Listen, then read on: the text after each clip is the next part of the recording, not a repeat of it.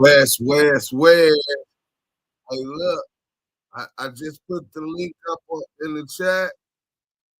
You know what I'm saying? We finna get right to it. They can get over there and watch it. The people come over here. If you go to YouTube, take a look at it. He's got a very powerful platform. And if you want to know the truth about anything, Reggie Jr. is that guy. And when you see him on his YouTube channel, if you follow him like I do, whenever he's leaning into the camera, click on that video because it'll be something good. Reggie Wright Jr. became an invaluable asset to those in power, using his position to manipulate and control from behind the scenes, furthering agendas that sought to destroy Black success and empowerment. These informants, who gained notoriety only through their connection to Marion Knight, are now fighting to maintain their covert roles, continuing to work behind the scenes while telling stories about death row records. DJ Vladimir Lyubovny makes his federal futon fluffy for these informants as they lie and implicate others in murders to cover up the murders of Tupac Shakur and Christopher Wallace. So when you hear the theory that Poochie was the shooter, what is your take on it? Right on. I had a talk with Greg Kading about this, and I have my notes. So according to Greg Kading, Poochie killed Biggie. That's the story, I believe. And Poochie was an associate of Suge? Who, like, Little Mar? Whatever the story is, the Greg is pushing is what I believe. My mind was ready to take your mind. This is what you do, huh? You better be careful, so, Little Mar. Suge and Poochie killed Piggy. I done heard it all. You ain't Reg, huh? That's how y'all feeling. Y'all just y'all scared for Suge to get out, huh? Oh shit. You niggas is cold niggas. Reggie Wright, your ass down there died, nigga. Corona. And you still talking, nigga. Boy, niggas gonna get you for that box shit though. So you just heard Reggie and Mob James go on Vlad TV and place the murder of Biggie on Marion Knight. K9 from Swans responded in disbelief, expressing his distaste for the lie snitching that he heard them both do. Because Reggie was upset with K9 for his statements, he decided to go on Clubhouse and lie on him in pure COINTEL fashion. Before I play the COINTEL Clubhouse recording, I want to read what Reggie said about Suge in this article. I wasn't under the impression about him being an informant. I just know he has rat things in him. The two things that come to mind when I hear Lloyd speak on those issues is that I know he did do this or can do this. The one thing is when he was doing his time in jail for the probation violation on the state side, he knew he had a 6 months tail on the federal side. And he actually reached out to the U.S. attorney that was handling the matter for his 6 month probation violation and said, y'all been trying to get me to cooperate on David Kenner. I'm willing to do that now because I don't want to go 6 months. I'm ready to get out of here. He had me call the U.S. attorney. I did. The U.S. attorney advised me that I can't talk to you, Reggie. You're not his attorney of record. I would have to hear from his attorney, which at the time, the attorney handling the federal matter was David Chesnoff out of Las Vegas. So I called David Chesnoff and told him Suge wanted to do the 6 months and cooperate against David Kenner. David Chesnoff told me, I represent tough guys from the mafia. One thing I don't do is represent rats that would do any type of telling. So you tell Suge if that's what he wants to do, then he needs to remove me or I'll remove myself as his attorney of record. So you see how Reggie went on allhiphop.com and used the attorney David Chesnoff's name to attach rat allegations on Suge. Now listen to him and his protege CS2 Back work together in an attempt to discredit and slander K-Nina using the same lie. Hey, bring Reggie Wright up, dog. Bring Reggie Wright. He gonna expose the nigga K9's a rat, dog. Reggie Wright is a nigga that ran death row, cut all the checks, all the attorneys. Bring Reggie Wright up. Red, you on stage? Now, Red, now keep it 100, Red. Do I know this nigga K9, bro? All right, so mute the mic for Red. Mute the mic for him. Nobody else should be talking to Hey, him. Red, do I know this nigga K9, bro? Oh, my bad. Let me tell the story on K9. Let me just tell the history. Number one, K9 was brought in by me. K9, That's his big homie. ain't never met Suge Knight in life. Why is he telling that? I don't know. K9 was with a homie, Keita Rock, is the one that really spoke up. He spoke up for K9, and Keita Rock liked K9, and he had me sign K9. I'm the one that put K9 on the one song on Death Row he was on. I mean, K9 was a cool dude when he was with me. He just lately been kind of, mouthing off. Red, do I know this nigga, Red? You know what I know this nigga. Hey, only time that I ever know Wack and K9 be around was when we had a little incident at the Flying Museums in Santa Monica when Wack and he was with my clique or just one of the niggas in the entourage? Exactly. He was him, but K9 was with us, and it was a bunch of dudes from 2Ps, of course the mob dudes and all that. K9 was with us, and one of his big homeboys. So why this nigga keep insinuating that I know this nigga, Red? We didn't talk to them little niggas, bro. Yeah, I don't know what's going on with why K9 is speaking on Wack like that. Like they know each other, because to my knowledge, around Death Row, they didn't have no relationship like that because K9 was only around about a year. Like I said, K9 was gone by the time Suge came home. Suge even came home. Now, what about this nigga when you hired the attorney, bro, when he caught the case in Vegas? Now, this is why K9, he said that he left because of a big brim that got killed in front of Montreal. That ain't why K9 left. K9 was going prior to that. K9 left because he caught a case or had a case. Suge wanted to look out, told me to hire an attorney, the big-time powerful attorney named David Chesnall from Vegas. That's the nigga represent the mob. I know that nigga. He one of the best attorneys ever. Y'all look up David Chesnall in Vegas. Anybody from Nevada, Vegas know who he is. We sent him down there to represent, to talk to K9. Was going to pay for him to represent K9. We put some money. Well, of course, we had David on retainer. He came back and called me. He said, Reggie, he said, I know that's one of y'all artists, but I'm a mafia attorney. And one thing I can't ever in life represent is a fucking rat. And he said, that dude is trying to be an informant, and I can't represent him. I don't care how much money y'all give me. That's when I went back and reported that to Suge, and Suge told me, man, what you got me involved with? Get away from that nigga. According to Reggie, David Chesnoff initially refused to represent Suge due to allegations of him being an informant. More recently, Reggie states that Chesnoff has also declined to represent K9 for the same reason. If someone doesn't conform to Reggie's desired narrative, they're targeted with false accusations and attempts to ruin their reputation. A clear example of COINTELPRO's strategy in action. While Knight sits incarcerated, these same informants use their platforms to slander and defame others, accusing them of being snitches, when in reality, they are the very ones who have betrayed their own. If you believe all that, and if you believe all of this, and you believe I was involved in I didn't say that. I didn't say that. I didn't say that you were involved. I didn't say you were not involved. Okay. I said, but if you do believe that, let me just ask you this.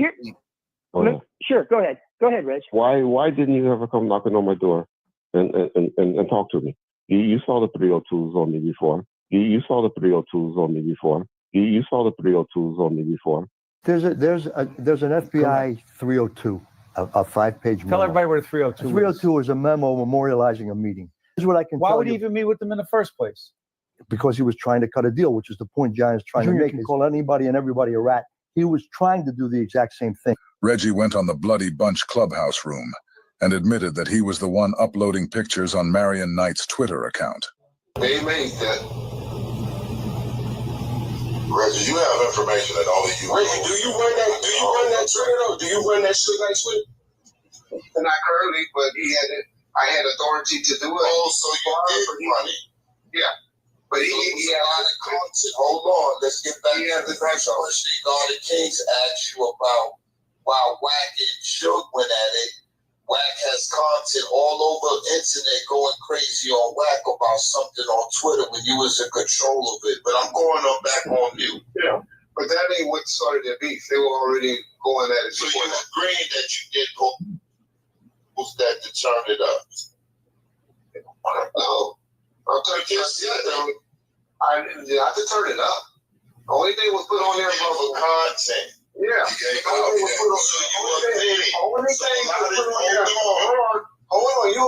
Only thing was put up there, and that was Reggie. Wait a minute, hold on.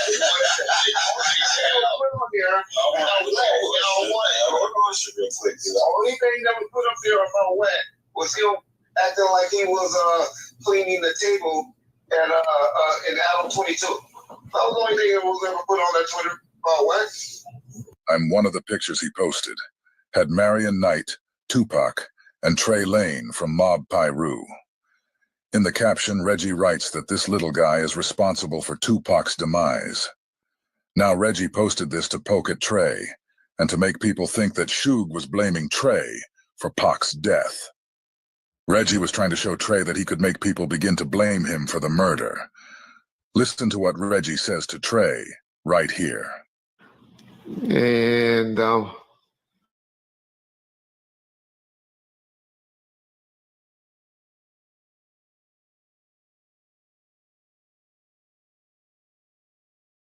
because I was a cop, I didn't grow up in the Imperial Courts housing projects.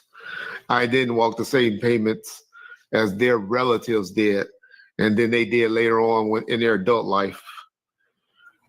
I walked the same pavements that all those niggas from Looters Park, East Side, Mob Piru, and played baseball over there in Kelly Park and Hood and all of those neighborhoods.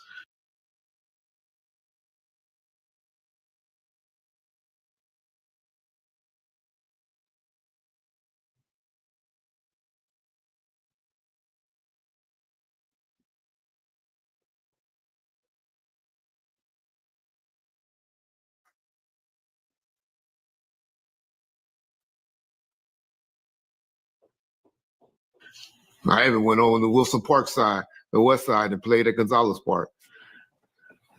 But some nigga that want to play with me, and I'm going to send him a little warning. Matter of fact, I'm going to show the picture. I remember I told y'all. What up, Megan Davis? What up? That all of this Death Row Southside Mob Piru bullshit. A lot of people lost their lives. I'm not gonna say Tupac. I'm not like Suge, what's been putting up on his Twitter. I'm not like Suge, what's been putting up on his Twitter. I'm not like Suge, what's been putting up on his Twitter. Do you guys see what he's doing? He's the one responsible for posting the picture on Suge's Twitter. Then he gets on his show and says he's not like Suge, to blame Trey for Tupac's murder and post it on Twitter. I hope you guys can see what this informant just did. I'm not going to say that because it make it seem like he was involved with the murder. Hawk, salute. He wasn't involved with the murder. So Reggie just let you know that he knew exactly what he was doing when he made that post. He said it makes it look like he was involved with the murder. Then he said, nah, he wasn't involved with the murder. So he tapped at Trey with the post. Then he comes on his show to act like he's clearing him of Suge's accusations. This is a cold bastard right here, and all of us are just sitting back watching him do it. But I want you guys to listen to what Reggie says to Trey, because this is going to show you just how narcissistic Reggie is, and how untouchable he feels that he is. He just did some scary ass shit to make niggas have to respond at a location where they didn't need to be responding at. Stories gonna start being told. You keep texting my co-workers with your bullshit when you drunk, high off of ecstasies or something, and then want to wake up in the morning, oh, Your little homie just tripping. He just, no, nigga. Don't tap at me and then try to backtrack it with the ha ha ha. Nigga, fuck you. I don't play those games, nigga. You know that. Nigga. Just because you over there now thinking you got niggas from the hood, those little youngsters don't know the pedigree. They don't know where you really from. Long Beach Crip. They don't know all of that. They don't know how you been saved, nigga. How niggas saved you in county jail and shit. Stories gonna be told. Stop playing with Reggie motherfucking Wright, nigga. It's gonna be some stories. I'm going to get y'all that interview y'all been wanting. Cause trust me, he gonna be calling Vlad or John or somebody offering to do the interview for free. Nigga, say one more word, mention my name one more time to people that I work with. Meaning John. Fuck it, I ain't gonna sugarcoat it. Stop texting John with your bullshit, nigga. You got my number. You know how to get my number. You know how to get a hold of me. Please, stop playing with me. I know too much about you guys that walk around now with your chest all poked out, running to Cleveland, Ohio and stuff, thinking you the man, and you this and you that. Nigga, I tell stories. I have niggas come on when they just said, who's in St. Louis? Who got what? Where that nigga at? Tell him come here. I'm gonna take that. So why do you niggas be playing with Reggie in this day? Y'all know. I can see whole ass niggas in the comment sections on YouTube, but niggas that know. Oh man. Don't make me have to play with you. That's just the tap that the principal used to give you with the ruler. Cause nigga, I'm gonna spank your ass. Say another word. I promise you. I want you to. Let's play. Let's have fun. Let's have a 2024 great year, Negro. Cause I play both sides. Both sides. You know that. We can play it on social media, or we can, nigga, please. Okay? Either way. Because you ain't going to be able to say, oh, it jammed. It jammed when I was getting out of the trash can. I was in the trash can and it.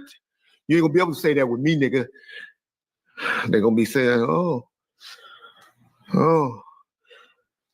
R.I.P., R.I.P., R.I.P. That's what they're going to be saying. You come fucking with Reggie, R.I.P., fucking with Reggie, R.I.P., fucking with Reggie, R.I.P. No threats, promises, bro. No threats. I'm tired of playing with you. I've been playing with you, reading your texts last 2 or 3 days when you get drunk, going in and out. Got your sister calling my wife, why are they doing that? Why are they doing that? Why are they doing that? Talking about brother-in-law. Calling, man, nigga, stop playing with me. Stop it, little boy. Sorry, John. Hate to use this to tap at one person on our platform, but I'm tired of bitch ass niggas, man. And he ain't a bitch. It's somebody I actually liked. Asked him several times. Asked him. Respond back with texts like, all right, man, all right. It's all good. I was punking out. What? Then he get drunk? Start rambling again. Stop doing that, dog. Don't know what you own. Ain't never known you to be on shit like that. Stop doing that. Don't let your little status over there today clog your memory. Niggas' hands fucked up. Never use my hands. Never use my hands. YouTube Premium is ad-free YouTube and the YouTube Music app all together. I'm an architect. Never mind. I'm an architect. Never mind. Never mind. All right, man. Enough said. So Reggie just said his hands were messed up, but it didn't matter because he never used his hands. Then he went on to say he was a orca, but he stopped himself before finishing the word. What do you guys think he was gonna say? He was an orca, what? Somebody asked Reggie what word was he gonna say. A bombshell has just been dropped involving the murder of Tupac Shakur. Keefe D's defense attorneys say that they have uncovered information that Reggie Wright Jr., the former head of security for Suge Knight and Death Row Records, may have orchestrated. Orchestrated the shooting of Tupac and Suge Knight. Their narratives not only distort the truth. Watch how Reggie sits on Vlad's fluffy federal futon and lies on Russell Poole. Well, Ice-T said it's dry snitching or something like that when I said that I believe the story of what Murder Rap put in their investigation from Murder Rap, the Grand Cadians theory. I don't believe what Randall Sullivan is pushing or the Russell Poole or anything like that. So Reggie just said he doesn't believe Russell Poole's theory. Russell Poole said Reggie was the orchestrator of both hits. Listen to how Reggie completely rewrites history, sitting in front of Vlad the Vulture. That's why I throw jabs at Russell Poole. Ultimately, at the end, he got it right. He got it right at the end. Which was? But who he believes was responsible for the shooting of Biggie. And he thought it was who? I don't know. You know. Poochie? Poochie. Yeah. No. Sure. Exactly. So now Reggie is saying that he does agrees with Russell Poole, because in the end, Russell Poole got the story correct. How did Reggie go from not believing Russell Poole to saying that Russell Poole got it right in the end? How did Russell Poole change his theory when he went to his deathbed wanting to apologize to Suge, all while accusing Reggie of setting him up? Man, I've been following with great interest. You know, Russell Poole wanted to apologize to you. Yeah, I heard that, man. He's a good guy. I never lied to him or nobody because, you know, all that stuff, they know who was going on behind all that stuff, you know? Yeah. How did I know that Russell Poole died, had a heart attack and died? Shit, because I know motherfucking people. They call me, hey, motherfucker, motherfucker up here. This motherfucker up here and was talking about, and everybody think he was up there talking about the murders or something like that. He was up there talking about trying to get shit to confess or to ID the person that shot him at the Chris Brown party. They called Russell to schedule a meeting for August 19th, 2015 at 10 a.m. Russell was asked to come alone. And just as an aside, he was asked to come alone only once we found out about the evidence in the One Oak shooting. But back to the article. At 9:02 a.m., Russell called me and we talked for 7 minutes. He told me he was stuck in traffic around Diamond Bar. On the phone, he told me that he'd be staying at his son's condo to visit the doctor on Thursday. He was going to have his blood pressure medicine adjusted. We talked about the upcoming meeting and he promised to call me the minute he got out of the meeting. He said, if anything happens to me, you have to get the information we compiled out there.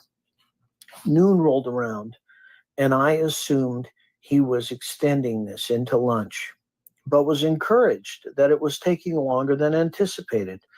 I even thought that maybe he was being offered a job with the sheriff's department. At 3:51 p.m., I sent another text message, still going.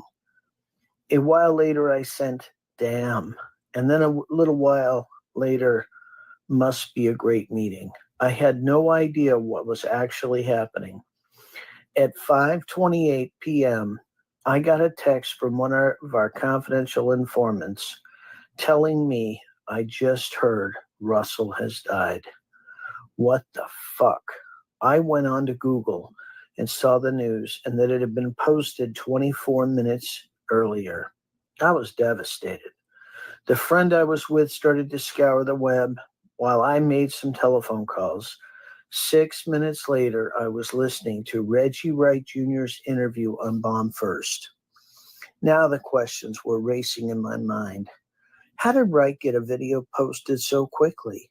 It was a 13-minute, 32-second interview. So walk that back. It had to take some time to call it in, to put the background up, to publish it, to post it, and for the aggregate into search engines. For a time, it was appearing in the first couple listings on Google. We clicked on the video to listen to it a second time, and the video had all of a sudden become private. The heart couldn't attack be played.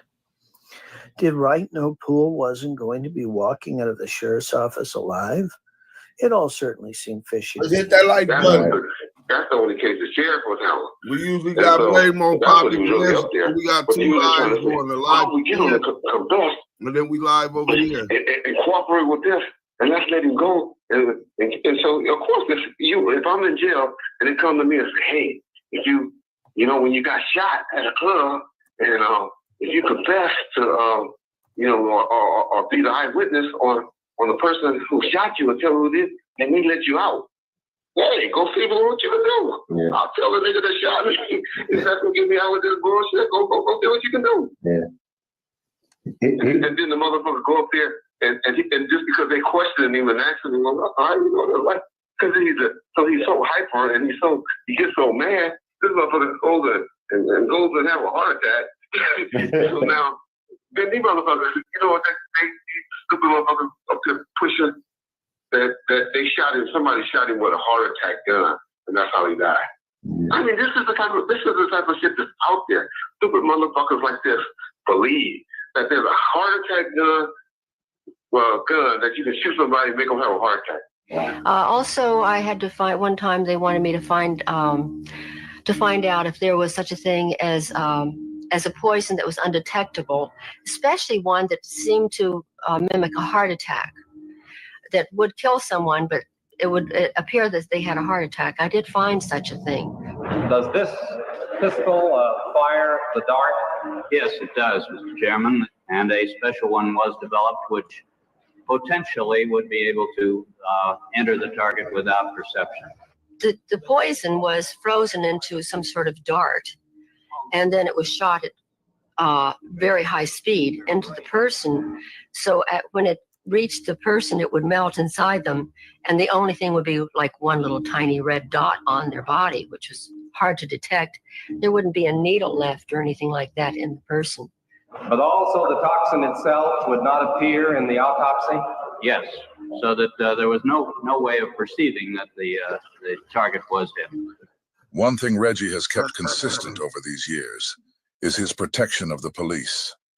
I've never seen a video from Reggie where he disrespects any police officers, except for Russell Poole.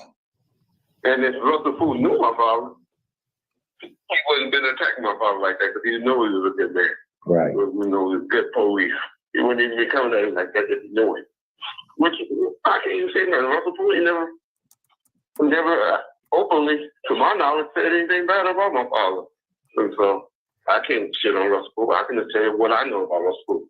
What's documented, that he was an alcoholic. Yeah. That's all I can say about it. And that he was so fixated on one way, they had to get rid of him, where he just up and quit his job. That's all I can ever say about him. That he was living in a motherfucking garage. That's what people don't know. Do y'all know what the dude that's living in a garage? What type of dude that is?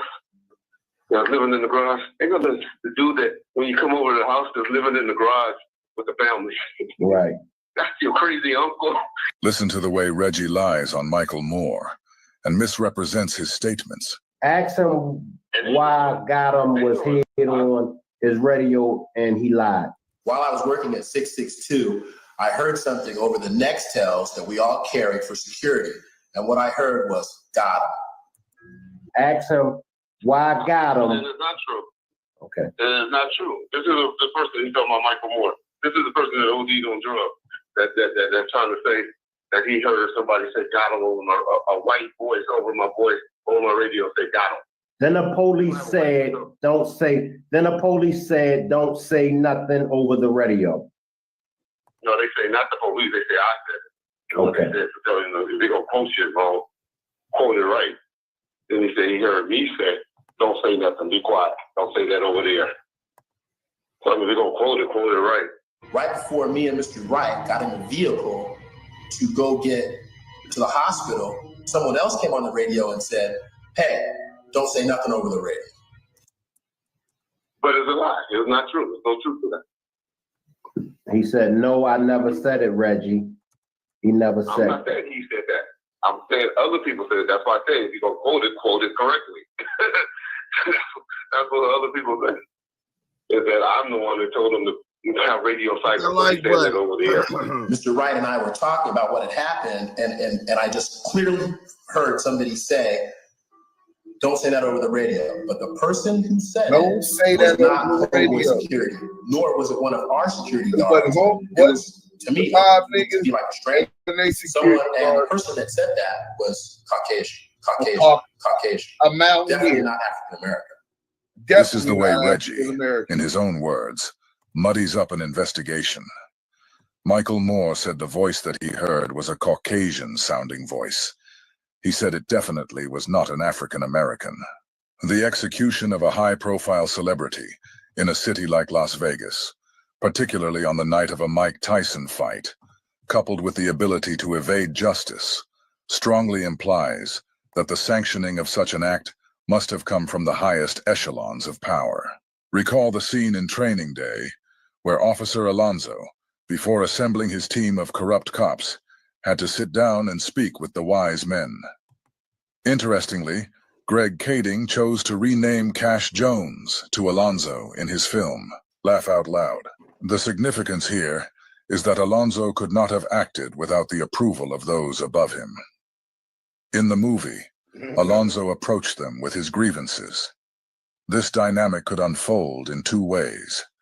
Either Alonzo can go to the wise men with his requests, or they can call upon Alonzo and request his services for some other task.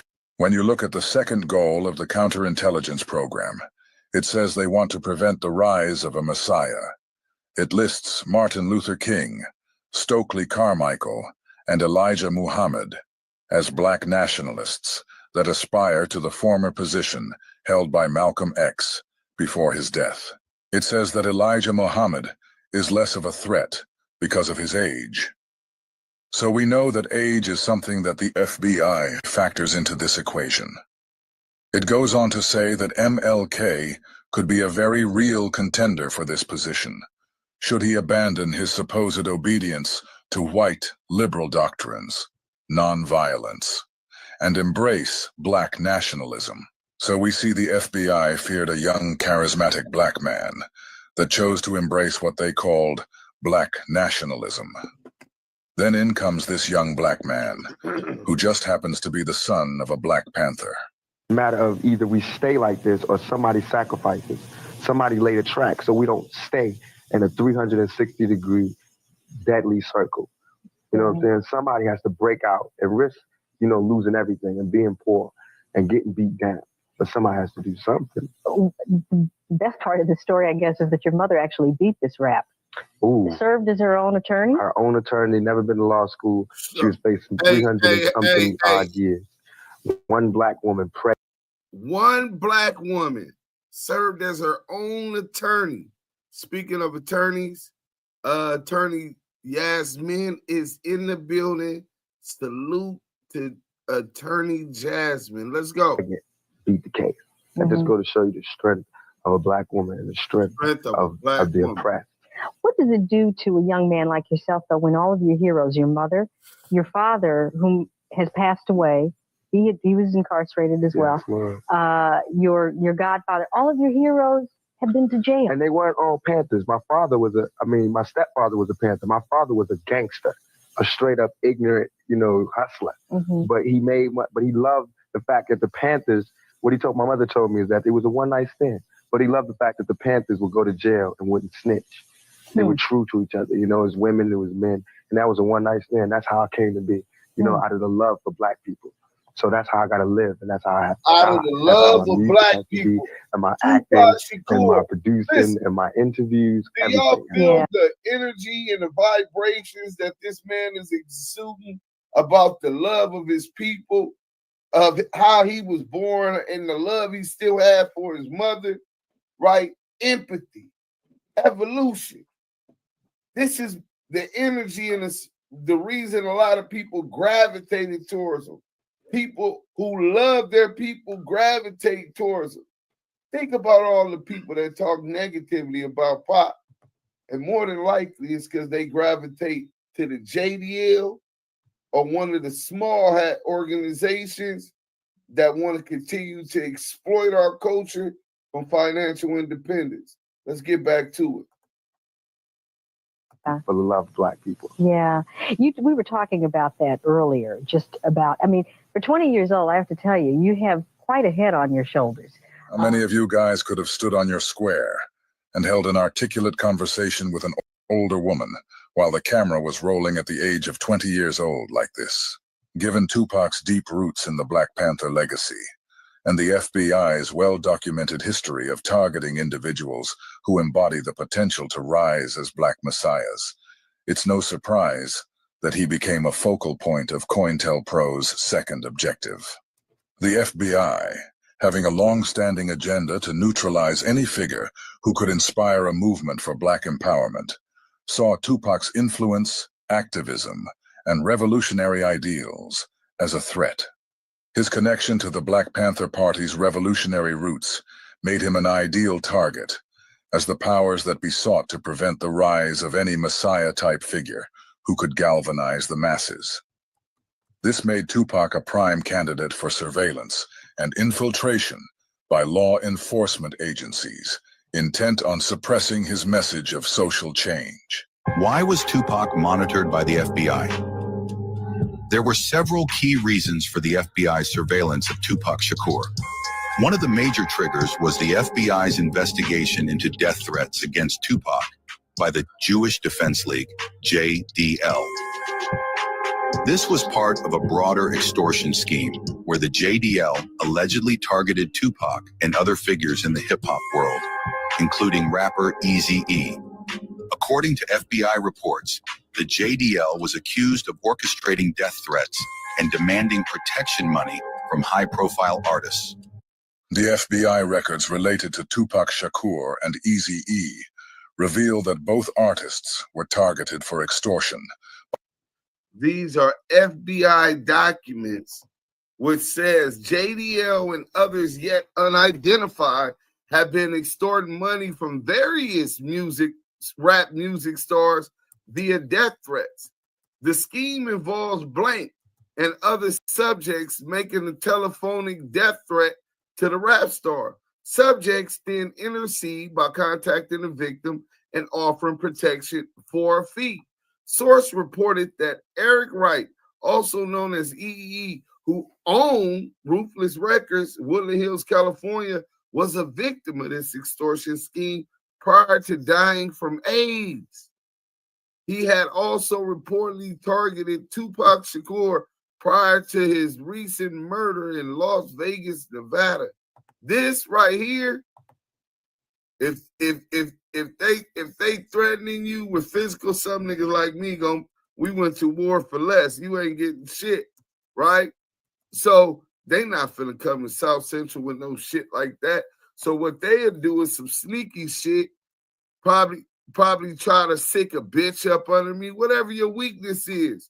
They move just like the feds. They gather intel on you, right? Serve you some bad dope.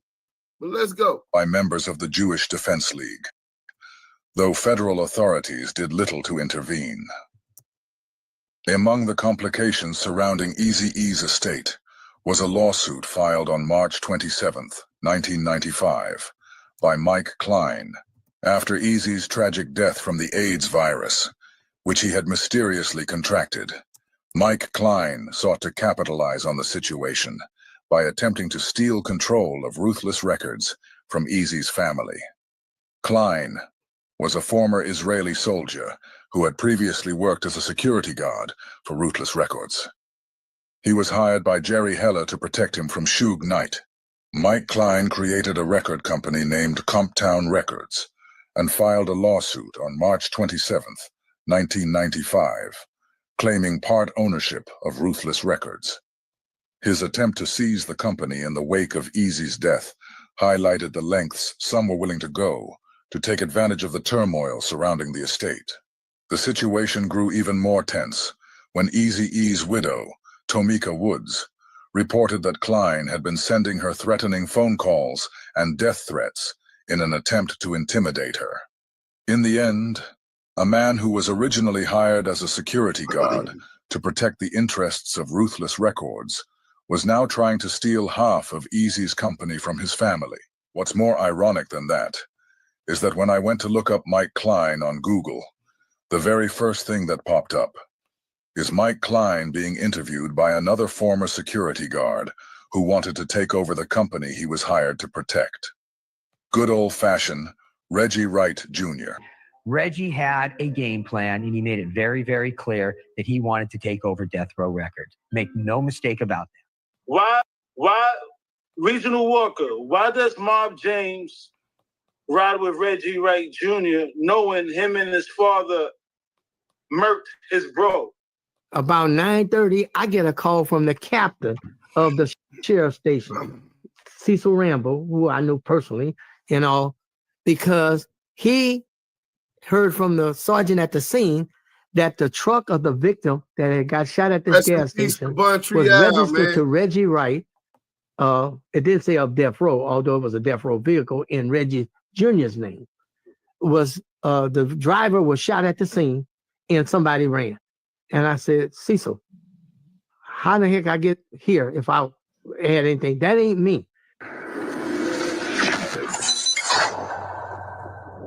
Bob James' brother Buntry gets killed. Yeah. You said it happened in a car that you... I was the registered owner of. You were the owner of that car? Yes. What was the situation over there? Because he said, he said on camera who he thinks killed him. So the situation with Buntry, you said that George killed him? Yeah. And George was a Pyru also? Yeah. Okay. He got stabbed? Who?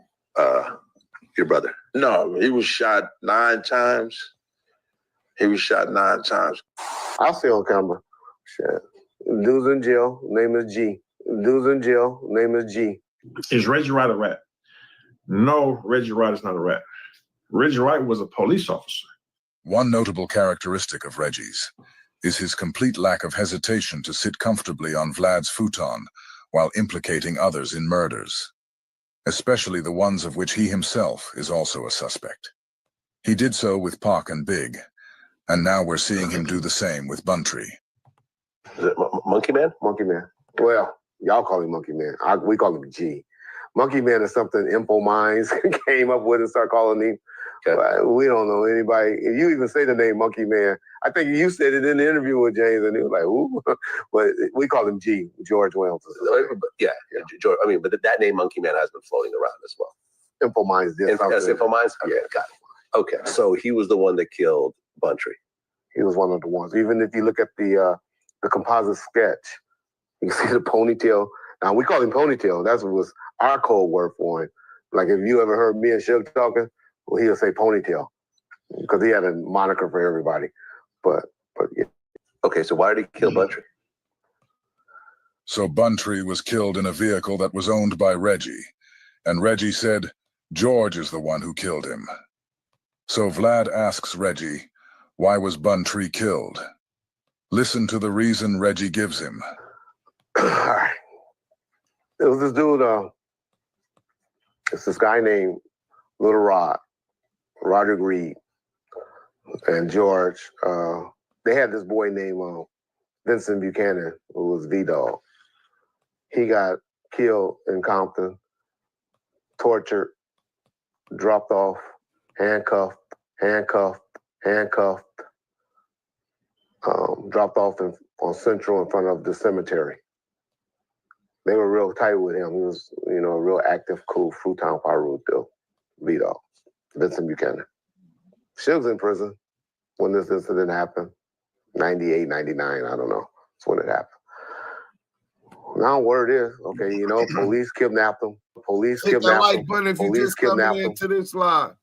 If you just guys wear police jackets and stuff like that. He's handcuffed.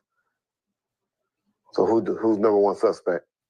When you hear police like that, in Compton, handcuffed. Reggie Jr. Reggie Jr. Reggie Jr. Reggie claims that Buntry was killed because a man named Vincent Buchanan from Fruittown, Peru, was kidnapped by men wearing police jackets. When his lifeless body was found near the Compton Cemetery, it was clear he had been tortured and murdered while handcuffed. Reggie explained that since witnesses reported seeing men dressed like police officers involved in his abduction, and because Buchanan was found handcuffed, everyone assumed he was responsible for the crime. Remember, Reggie is explaining to Vlad why Buntry got killed. And in his explanation, Reggie references a separate murder in which he's just admitted he was also a suspect in. Who run and work with Reggie Jr., and all of that? Suge Knight. Who's the closest person to both of them that's allegedly watching the tape and has a videotape of it? Buntry. This is exactly why I call him Reggie the Rumor Wright. Wherever the Wrights go, a rumor always seems to follow. Reggie just stated that George and Roderick Reed were behind Buntry's murder, claiming that a rumor spread that Buntry had been watching a video of Vincent Buchanan being tortured and killed by Reggie's corrupt team of cops. According to Reggie, George and Rod Reed wanted to take out Marion Knight and Buntry, seeing them as the closest people to him. It's important to note that at the time of the murder, Marion Knight was in jail. So they mad, thinking this is really true. What people don't know, they came and confront Buntry about this, like a week or two before he got killed. Buntry goes and say, no, man, come on. It's not true about the tape, and we have nothing to do with this. A little bit prior to that, they killed a dude that's one of the dudes that actually did it. One of the dudes that actually did it. His name is David Brim.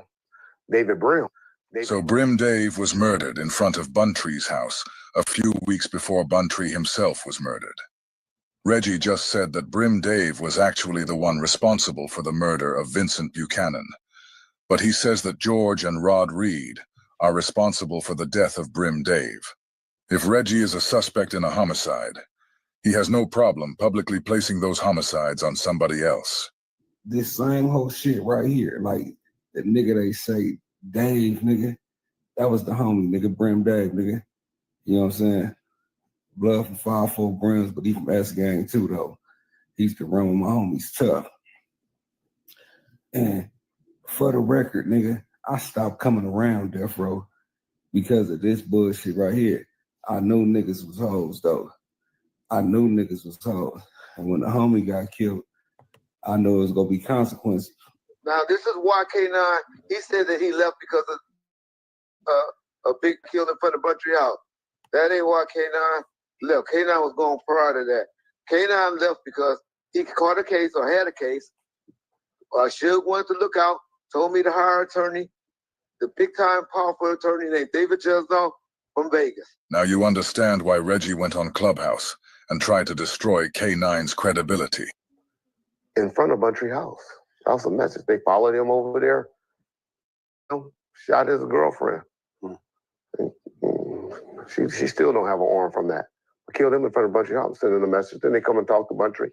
He denies it and all of that. And they call me. Say,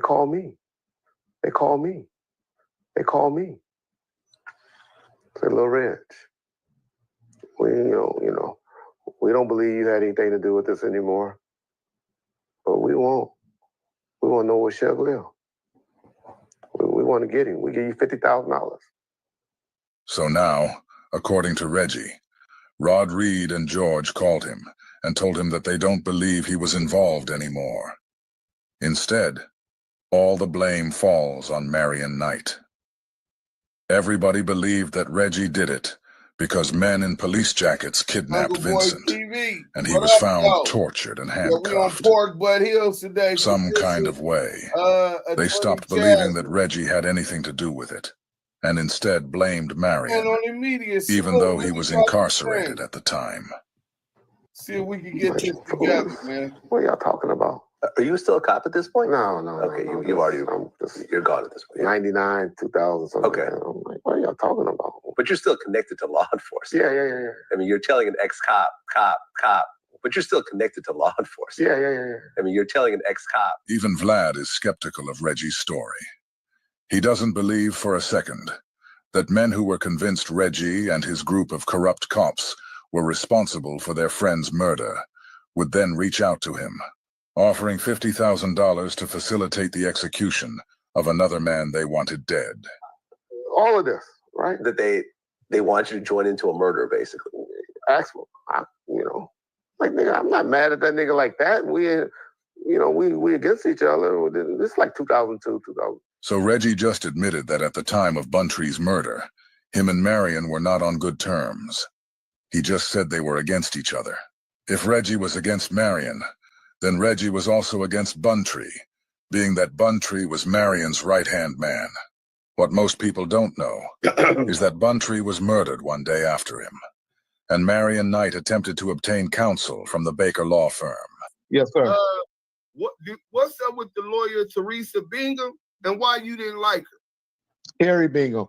She's just a dumb white crackhead. She wasn't that good of an attorney, that's all. She's just a civil, she's a entertainment attorney, but she wasn't a good. Her name was Terry Bingham, though. Terry Bingham. So you don't got no Hey, put it this way.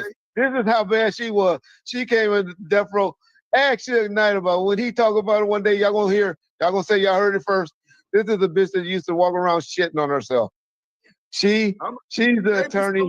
This is the attorney. Let me just tell you. She was fucking Suge. She was fucking Timmy Rue, right? Living with Timmy Rue. He had her come up there and visit his cellie, and they got caught fucking in the visitor room in Mule Creek. There's some content for you. I'm just trying to show you. So that's why I don't like Terry Bingham. No, that ain't why he don't like Terry Bingham. You want to know why he really don't like Terry Bingham? We finna get to it right. In November, the Los Angeles Sheriff's Department conducted raids. Since he mentioned Terry Bingham, we're going to go to the content on Terry Bingham. Oh, they'll love this one. So, yeah, you hear why? Broad goes fuck one of the homies up in the pen and get caught. She's shitting on herself. Maybe he fucked the bitch in the ass. Who knows, right? But you would think that you'd be like, well, I like her. At least she was down for the homies, etc., right? She's the lawyer. But no, there's another reason. There's a real good reason why he doesn't like Teresa Bingham. So we're going to go ahead and play this exclusive. I told y'all, go ahead and join my Patreon. I got to put some more exclusive shit up there for my Patreon, man. Let's go. Well, I told you we interviewed before. Now, my bad. We'll start from the beginning. Yeah. Yes, Miss Bingham. Hey, can I get your name? Because I didn't even get your name. I mean, who are you talking to? Huh? We talking to Duke Sims. Who? Like Eminem, 2 M's, but Duke Sims. Okay, like two what? M's. 2 M's? Yeah. 2 M's. I'm talking to 2 M's. Yeah, 2 M's from Val TV Network, Actor Chuck's Entertainment. Hold on, that's part 2. Hit that like button, y'all just coming in. Maybe that is it. So, that guy Black TV? Nah, hell no. New Kim is lit. You already know. Carolina Connect TV, Raider Q. What up? Sinclair Broadcasting and has her own company in Los Angeles, Orange County, and Vegas. Media company, right? So, yeah. And where you from? I'm from LA, South Central Los Angeles. That's not what I mean when I say where you from. I'm a little too old for that now, you know? Okay, where was you from? LA Brim. Brim? Yeah. Oh, that's way old. Yeah. Ronnie Walker was a Bram. Green, right? Green and white. Red. The beginning of the red started with the LA Bram. Right, I know that. But in the old days, they were green before they turned to red. Oh, well, maybe you know something more than me. I'm not as old as I think I am, you know? Yeah, exactly, because that guy I was telling you about, Ronnie Walker, who is now Ron Belial, his father before him was a Brim, and he gave me the whole story of even before the Bloods was the Brims, and their color, I think, was either green and brown or green and white, but I know it was green. Right. Months later, this is like in the 50s, 1950s. Yeah. In the 1950s, the Brams were green. That was their color. Later, it went to red and blue. Okay, I was just making sure. And how the fuck did you get my number? Well, it's online. Well, first, I've been flaming up that piece of shit, Reggie Wright Jr. I got my podcast, and I worked with a whole bunch of other podcasters, and we call it Expose the Exposure. So we started, initially our main beef was Cash Jones, Black 100. He's a piece of shit.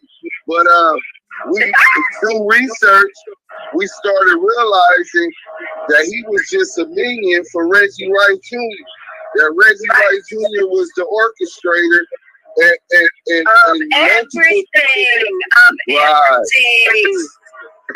Right. But how the hell did you find that out? Because first of all, this number ain't nowhere. No, it's online. Look, if you go right now to the State Board, California. Oh yeah, it is there. But how did you know? But nobody knows I work for Suge. Well, I told you a long time ago. We interviewed.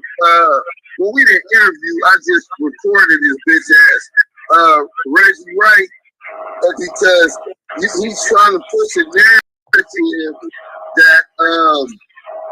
that Suge was beefing with Bunchy at the time with Bunchy dying. And hold on, before we get to this good part, so we on the live premiere. So right now we on the live reacting to it. On the premiere, we got Attorney Yasmin. And Attorney Yasmin said, just learned about you due to being defamed on your video yesterday. About you, and two, tell me something that would make me laugh. All right, something about me. Let me see. I was a dancer. This gangsta ass nigga used to be a tagger and dancer. You know what I'm saying? Before I went full-fledged with the gang banging. And I did approximately most of my life in prison or institutions, from McLaren Hall and group homes. I went to the system young. Went through psychological and physical abuse in the household. They took me in the Child Protective Services. From there, I started running away from those places to the streets. It wasn't long before I got into the LA Brams, Fruittown Brams to be exact, 37 Drive, and you know what comes with that. A lot of jail time, youth authorities, 6 years, 10 years federal prison, mostly USP, a whole nother story. And then 8 years in California state prison. Now, something that'll make you laugh. I think that I'm more square than any other gangster I ever met. You know what I'm saying? I'm like a geek, you know what I'm saying, at heart. It just never panned out. Let's go. So, but thanks, Jasmine, Attorney Jasmine Mines, $49.99 super chat. Salute to Jasmine Mines for the $49.99 super chat. Let's go. Hit that like button, man. We get back to the content. Yeah. Oh, hell no. Right. No.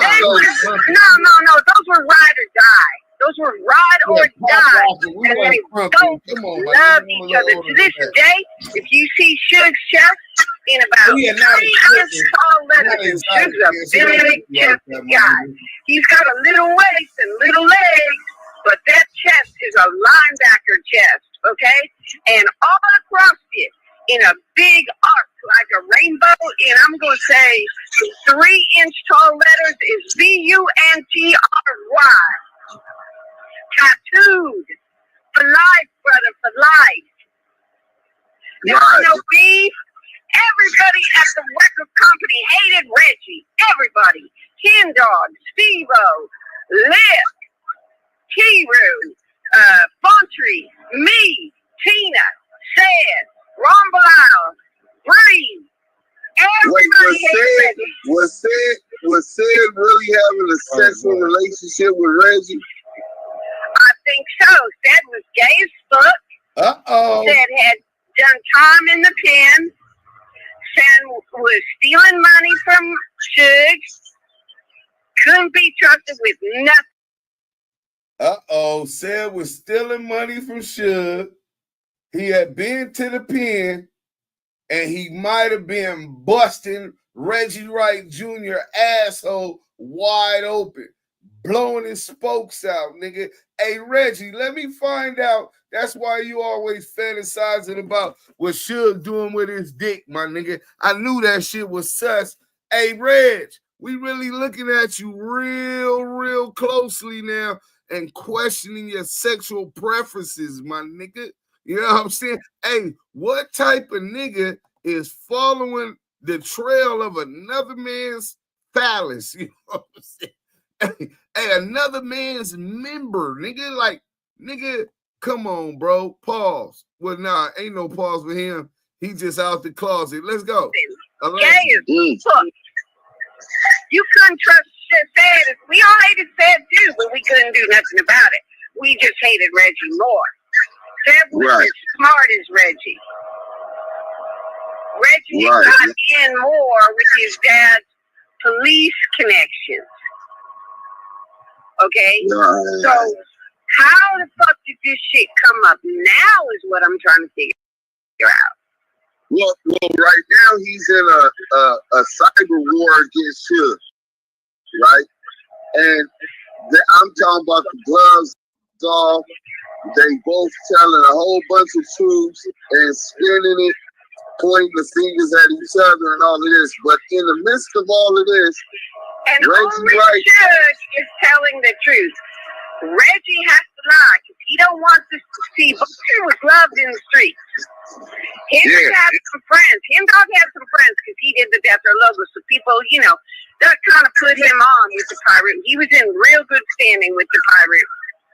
But nobody, I mean, Dog's funeral was crowded, packed. That wrecked them more. Standing room only all the way out to the street. Bontrey was loved in the hood across multiple hoods, not just Pyru. Okay, everybody loved Bontrey. Everybody loved Bontrey. I can't tell you that enough.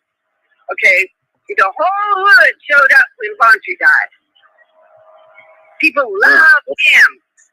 Bontrey was solid. Bontrey didn't talk. Bontrey worked. You could trust him. He wasn't a snitch. He never snitched. He knew every fucking thing, and Suge loved him.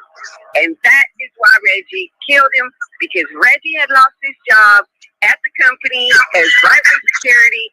Suge had fired him, and Bontrey was Suge's strong man, Suge's ace in the street, right? Like, you couldn't, to get to Suge, you had to get through Bontrey. Following. And Reggie knew that. And that's why Reggie took him out. And so things got real hot. So Suge sent me home for a while. Then when I came back, 2 weeks later, Reggie killed Dog. How do I know? because I went into the streets and I went door to door in South Central on 2 streets, all the way up and down, and knocked on doors and talked to black people and got all the information myself. And Bontri's mama was in the streets watching my back the whole time I did it. Oh. That's how I know. That's how I know. Very rare. But how did you find out that Reggie Wright Sr. was in the car on the Buntry thing? From reading online. Okay. I never knew. No one told me that. That took about 20 years before that happened. Because the streets talk. And someone posted online. I never knew how they knew what gas station Reggie was at. I never knew who drew them to him. I mean, how did they know that Bontre was on his way into work? Nobody knew Bontre's schedule. Reggie wasn't with the company, and not only was Reggie not with the company, no one who liked Reggie was. So somebody had to tell him Bontre went in to pay for the gas. When Bontre went in to the gas station to pay for the gas before he started the pump, that's when Reggie Wright Sr. made a phone call to the head person who rolled up and killed Bontre. And to this day, Reggie has convinced the family that Suge killed Bontre to get to Suge. They've been putting that out there forever. And no matter how much I try to convince Bontre's mama, sister, T-Roo, Black Jesus, whatever you want to call him, right? No matter how much I try to tell them, no, that's not what happened. I didn't tell Timmy till maybe a month ago that I was in that meeting. What was Timmy's response? What was Timmy's response? He stopped talking to me. He went radio silent after that. Timmy and I have been talking for like a year or two, and the minute he found out I was in that meeting, because Timmy had thought it was some kid from Colorado that drew them to Bontre all this time. He'd even gone to Colorado, tried to find the guy, couldn't find the guy. Timmy didn't know what the fuck was up because I had attorney-client privilege. Okay? And God bless that brother, man. Right? I mean, Timmy was trying everything to track down his brother's kill. He was trying so hard. But I never told anybody about that meeting because of that attorney-client privilege thing. Right? Because I'm not supposed to, right? I'm not supposed to talk about that. I knew where Suge and I was, but that is a attorney-client privilege meeting. I was Suge's lawyer, and I was there under attorney-client privilege, and Suge was paying me. So I wasn't going to fuck off my license. It wasn't going to bring Bontre back, right? Right. But now I can talk for the first time because now I have mad-ass protection. Anybody fucking touches me and they will do life and then some. Oh, no, not even life. It ain't even no. Anybody even blinks an eyelash at me, we won't know where they are. They will just fucking disappear. And I don't know how, and I don't know nothing. Okay, so now I can. Right. But so look, Teresa. Once he tried to point the finger at Suge, we know he's lying, right? So we're like, we know you're behind all of this shit. You're fucking lying. So we go online researching, and we found a note that Suge and Bunsey were together before Bunsey got killed, having a meeting with you. And it was supposed to be about Reggie Wright Jr. So I called Reggie Wright Jr. and I said, you piece of shit, you trying to point the finger at Suge as if he had a motive to kill Bunsey, and because he's trying to hide your own track. Bunsey, if they did have a problem, and Suge actually worked their shit out.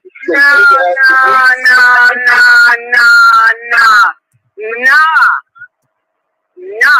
From January 2nd, 2002, when I first came to the company, Bontry's office was next to mine. Everywhere Bontry went, Suge went. They drank together, they ate together, they were in the studio together. Everybody knew Bontry was Suge's best friend. It was no secret. Whenever we had meetings, it would be Suge, Bontry, and I only. We were running that company, okay? Suge trusted Bontry with everything. Bontry trusted Suge with everything. They were brothers. They loved each other. Bontry was well paid by Suge, taking on trips to Hawaii. Bontry and Suge never fell out over nothing. Who fell out was Reggie Wright, because he stole from Suge. He took the building, he took the money, and Bontry and the car. And the car. Bontry and Suge decided we're going to deal with Bontry and keep the women out of it. Keep the women out of it. I was out of that. I was not in that loop. That was between Bontry, Suge, and Little Reggie. And Little Reggie was going to have to answer for his shit. He was going to have to give back that money. That's all. So Reggie didn't want to give back the money he stole. Reggie was going to go to jail. We were going to sue. It was going to be made public. We were going public with a lawsuit about Reggie. Then they killed Bontry. Then they got to Left Eye down in the Caribbean and fucked with her brakes. When she took that corner and hit her brakes, her brake arm had been cut. Timmy came into my office wanting to see the coroner photos of Left Eye because he wanted to know what happened to Left Eye, because Left Eye was fucking Suge. Left Eye was in love with Suge. We all were. We worked with him. We loved being at Death Row. It was fun. We were having pizza parties, drinking, gangbangers hanging out in the parking lot, in the studio, going to restaurants. We were having the time of our lives. All we had to do was get rid of Reggie, and we were good. We were on our way. We had plenty of artists. We had PB, Pretty Boy. We had Ray J. We had Miss Cholet. We had Corrupt Back. We had Crooked Eye. We had Jim Giddem. We had great engineers, great producers at the studio. We were good to roll. Jermaine Jackson came to the studio. I mean, we were banging. Mia was down there, you know, from Maya, M-Y-A. She was down there. Oh, yeah, Maya. Maya was down there. We were having fun, man. Corrupt was cutting songs. Spider Loaf was down there.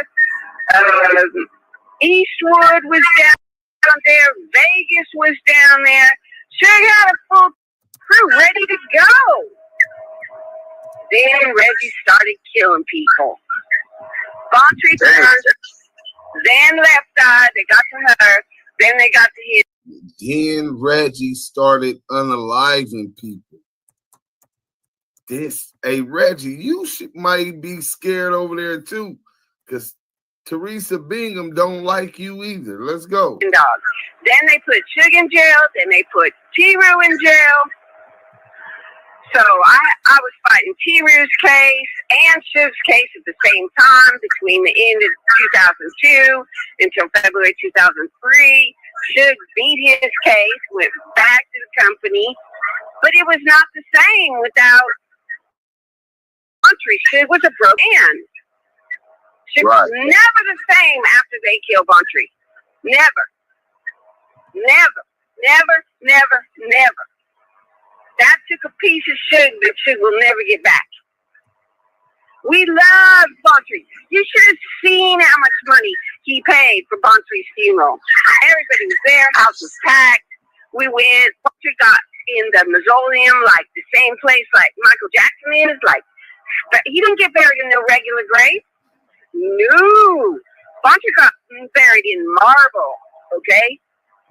They let off a bunch of white doves at his funeral. Ray J was there. Everybody was there. Limousines. Suge spent about, I don't know, I'd say $250,000 on Bunty's funeral. Okay, that was an expensive funeral, let me tell you.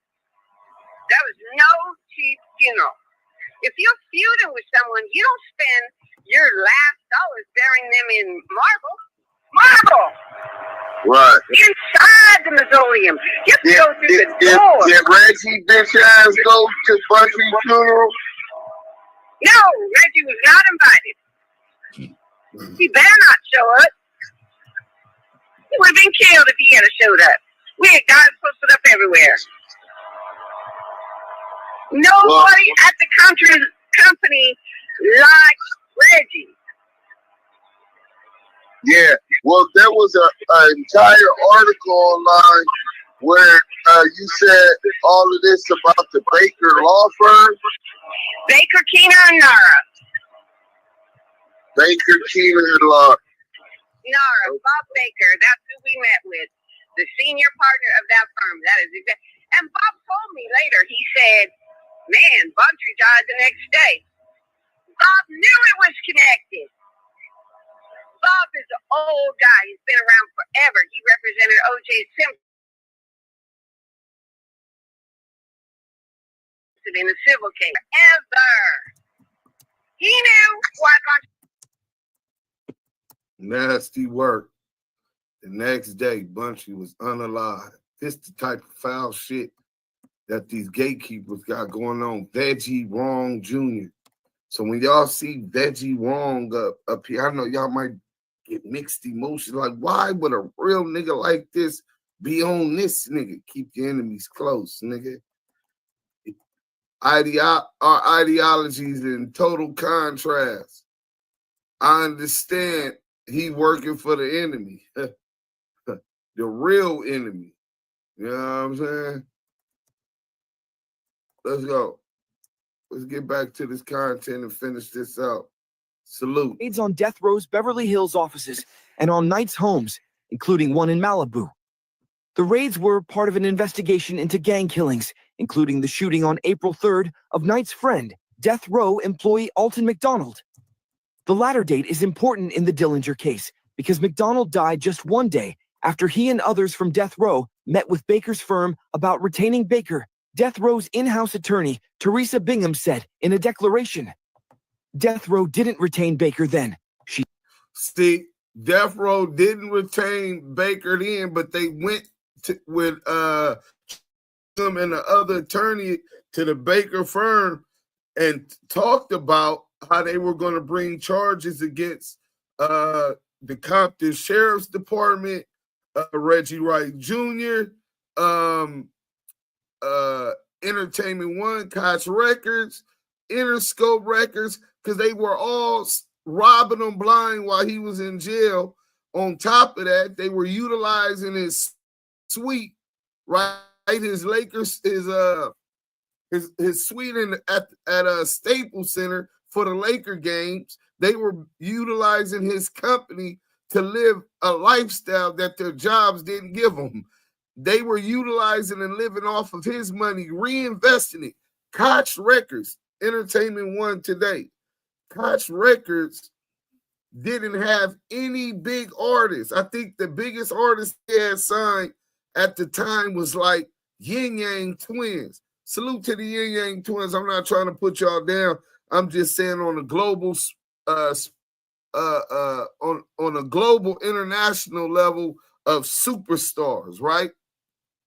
They were just an independent distribution company, right?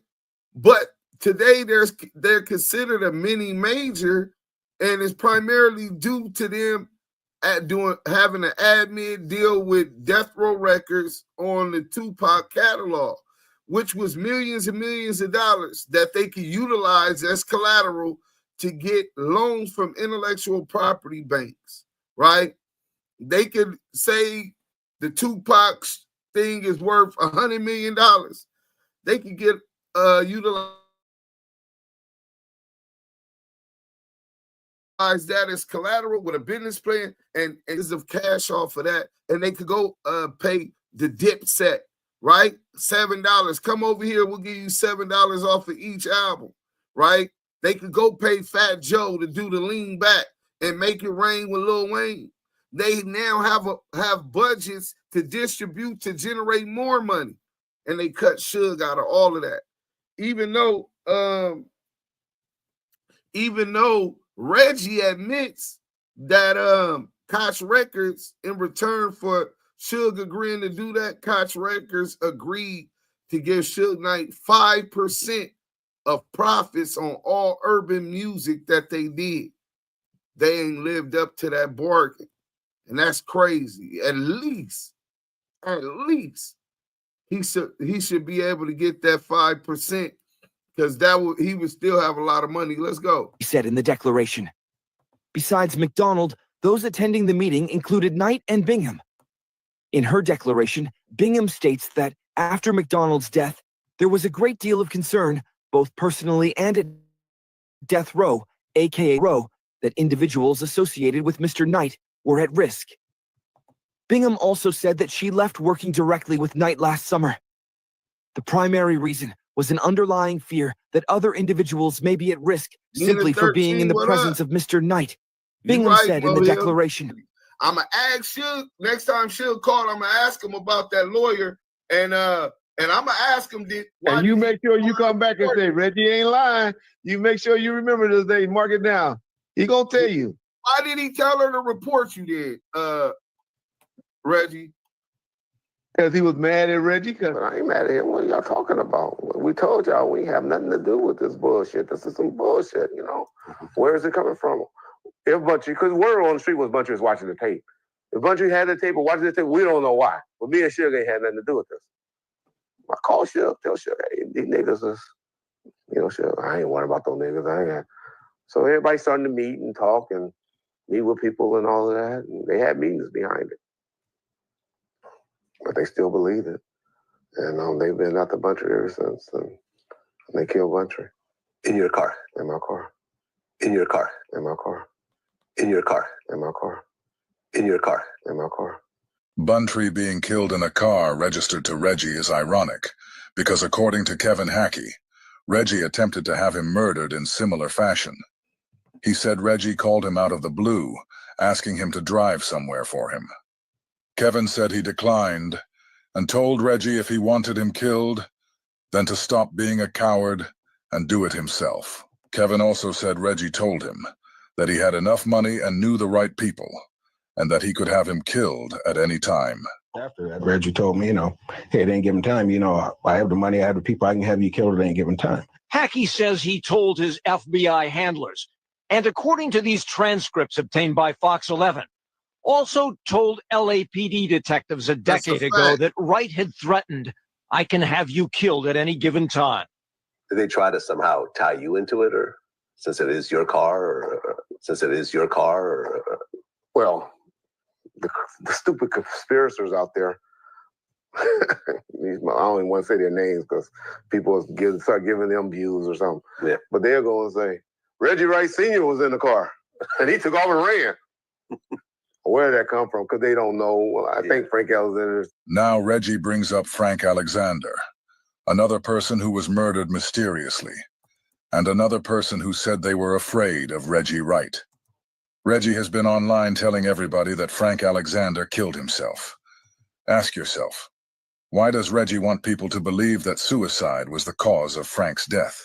What happened to Frank Alexander? While I was looking for Michael's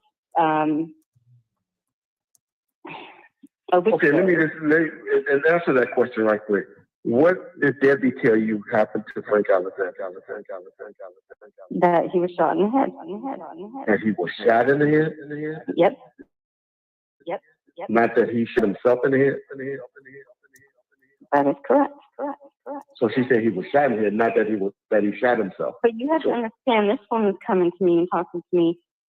No, but answer the question. How did she say it? That he was shot in the head? Yes, or that that's how she said it. That don't make sense. A lot of things don't make sense. I was told that Frank was shot in the back of the head. That's why it's a cold case. It's not closed. Frank was so afraid of Reggie that he began recording all of his phone calls with him. Hey, shout out my partner. If you didn't get lost and not get subpoenaed today, I think you'll be fine. Scandalous Los Angeles TV, most scandalous. Reggie admitted out of his own mouth that he was sending threats to Frank and his wife after the murder of Tupac Shakur. What about the so-called Frank Alexander tapes, where he recorded phone calls, outgoing and incoming, and people say that on these tapes that you've threatened to kill Frank or something like that? Can you talk about that? No. I mean, they don't know me. Y'all should know how I talk if y'all been listening to me. All I just said, what you gonna do, man? You need to come to court, testify. All I just said, what you gonna do, man? You need to come to court, testify. If you didn't get lost and not get subpoenaed today, I think you'll be fine. Reggie. Reggie didn't tell him he needed to come to court and testify. You just heard him tell Frank if he doesn't get subpoenaed to court, he would be fine. This is how much of a liar he is. Tell the truth. Do what you're supposed to do. All I said that, y'all call is a threat. And that's me being funny, throwing a jab at him. Where you and your little white bunny gonna hide? That's a threat? I said, well, what you think? You and your little white bunny gonna go somewhere and hide or something like that? Or what y'all gonna do? I forget exactly what was said. That's just me talking shit, throwing a jab. How I talk. That's how I talk. That's who I am. All of y'all think y'all know me and know this and know all of this, and y'all know Reggie, and Reggie's a square and a buster and all of that. It's because you don't really know me. This world is corrupt. Y'all know what I perpetrate or put out on that particular day. But you don't really know me. You don't. What you mean? Who? So you don't know what I'm capable of doing or not doing. Not only did Reggie admit to threatening Frank, he also admits that he instructed Frank to lie about the event leading up to Pac's death. All right, can we talk about the situation that landed Suge in jail, which was the videotape of the Orlando and Tupac fight? Before, like after that happened, you had always said that your one lie was that you told Frank and you told others to state that Orlando had tried to get Tupac's chain. Can you explain why you wanted that narrative pushed and what was the reasoning for that? Well, I tell others. I just told Frank. Frank was the only one there with him that was still alive. But people always say, yeah, he had Reggie Frank lie and tell the story. The reason for the lie or the reason for the story was to save Tupac from getting violated for a pill bond. But I think at the end of the day, ultimately, Reggie is and will be the fall guy at the end of the day. Kevin Hackey said Reggie will be the fall guy because clearly he knows that Reggie is not the only one involved in the murder of Pac. And Kevin Hackey also knows that the orders came from above Reggie. It's just like the lawsuit Marion Knight has against Dr. Dre. He blames Dre for attempting to have him killed at the One Oak nightclub, but he also names Universal. This call is being recorded. It's your understanding based on the evidence that Dr. Dre told the two guys that met you at the burger spot to kill you. Dre came to them first and asked the two guys how much it cost to get rid of me. And they said, what you mean by get rid of him? And they said, kill him. He gave guys 20 grand and even more in cash to kill me. It was a murder for hire case. Suge Knight, in several prison interviews since being locked up, has claimed he believes there was a plot against him by Dr. Dre and Universal Pictures, which had caused the incident which had him put away for 28 years. 5 months after the One Oak shooting, Suge claimed Dr. Dre and Universal Pictures allegedly put out a second hit on his life. YouTube channel Bomb First with Death Row Records former head of security Reggie Wright Jr. done an interview with a man called D-Dog in 2023 who knew details about the case and claims Universal Pictures and the district attorney's office had allegedly worked towards putting Suge Knight in prison. When that case is all said and done, Dre will be the fall guy, not Universal. Just like Reggie will be the fall guy, and not Jimmy Iovine. People send our demos in. Andre redo them. We do the rap. Yeah. That's the song. All right. I took that same get down. So basically, I took it from Easy and did the same shit. I took it from Easy and took it to another level. All right. And guess what? Jimmy Iovine sent me to prison and stole it from me. Jimmy Iovine sent me to prison and stole it from me. Jimmy Iovine sent me to prison and stole it from me. Marion said Jimmy Iovine sent him to prison and stole Dr. Dre from him. Jimmy had enough power to put Marion in prison and enough power to get Tupac out of prison. It was Jimmy that gave Marion $1.4 million to bail Tupac out of jail. And he allowed Marion to take all the credit for it. It's for Tupac, who was bailed out of prison in October of 1995 from an appeal by Death Row's criminal defense attorney David Kenner. Artist Delray Richardson showed paperwork on the YouTube channel Art of Dialogue, which showed how Tupac actually signed to Death Row Records and had his Interscope contract updated to a 3-album fulfillment under Death Row. Suge Knight got $1.4 million from Interscope, which was used to bail Tupac out of prison, with him then making music with Death Row Records under the updated contract agreement. The $1.4 million from Interscope came from Tupac's 1994 Me Against the World album, which was distributed by Interscope, meaning Tupac bailed himself out of prison, making it look as if it was Death Row. Now that's something that I want to talk about. So pay attention. Now, a lot of people didn't even know that, because I remember when I was and when Pac was getting out, it was a huge thing, right? This is Pac. Y'all ain't got a Tupac in hip hop. Maybe Kendrick Lamar, like as far as just on that level of a Kendrick Lamar and Drake, but so much more, right? Because people were emotionally attached to Pac, right? He knew how to tap into your feelings, right? Your emotions, and strike a chord with you.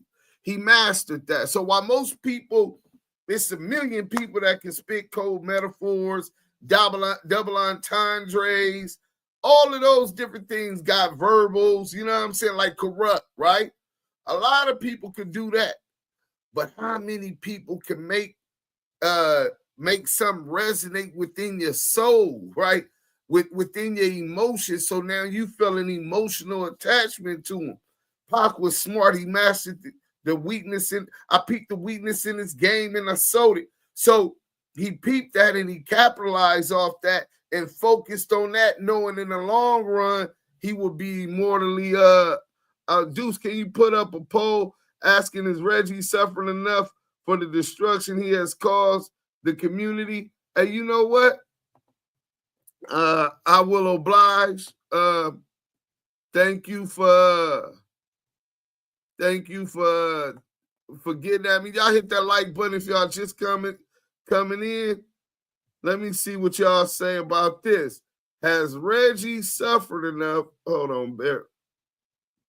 Have Reggie suffered enough?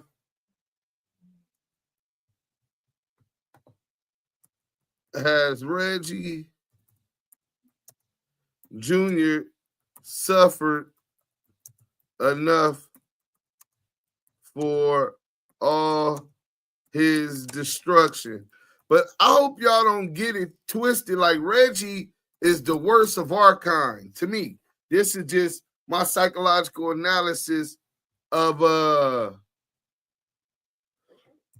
who he is. He's the worst Sambo house nigga that there is. And then obviously he raised CS2 back, right? But and put him on in the game. But Reggie is nothing but a pawn to a much powerful entity. Why can't Jimmy go down? Why must the powerful get away with everything? A-rated Q, I'm with you, bro. Jimmy Iovine was thrown one who told Suge he needed to. He was the one that, yeah, y'all just seen. It was just in the video. Let me see. I don't think maybe maybe we didn't play that part yet. Which caused an appeal to be filed by death row criminal defense attorney David Kenner, as Interscope was not providing help from not wanting their brand associated with the charge which Tupac was in prison for. Tupac's wife at the time, Keisha Morris, called Suge Knight and asked him to get Tupac signed to Death Row Records to get him out of prison, which led to David Kenner filing the appeal and Interscope giving Suge Knight Tupac's own money made from Me Against the World to bail him out, to make it seem as if it was Death Row Records and not Interscope. I remember Jimmy Iovine was so mad at me. Jimmy Iovine, when I started running Death Row Records, used to do things that I know he probably wouldn't even have done for sure. What was it about Reggie that made Jimmy like him so much, that he would do things for him that he wouldn't do for Marion? But he did it to make it happen, to make me look good and to stay in contact with him. We did an article on him first we did something where we put his house on this tape that we were doing called Death Row Uncut. Yeah. And then we put the address and the direction to his house there, tapping at him. The second thing we did was we did an article about him in U.S. Newsweek, where we was pretty much talking about the Dolores Tucker situation and Bob Doyle and all of that. And U.S. Newsweek was a big magazine at the time. Yeah, I remember that. Yeah, and so we were going to say something bad, talk bad about it, laying out a bunch of stuff because I had the writer come up to the prison and wrote all this stuff. Of course, the writer went back and told Jimmy all the stuff we said, and Jimmy had a lot of connections then, and he got the article stopped. But he called me in the office and he said, Reggie, you doing all of this.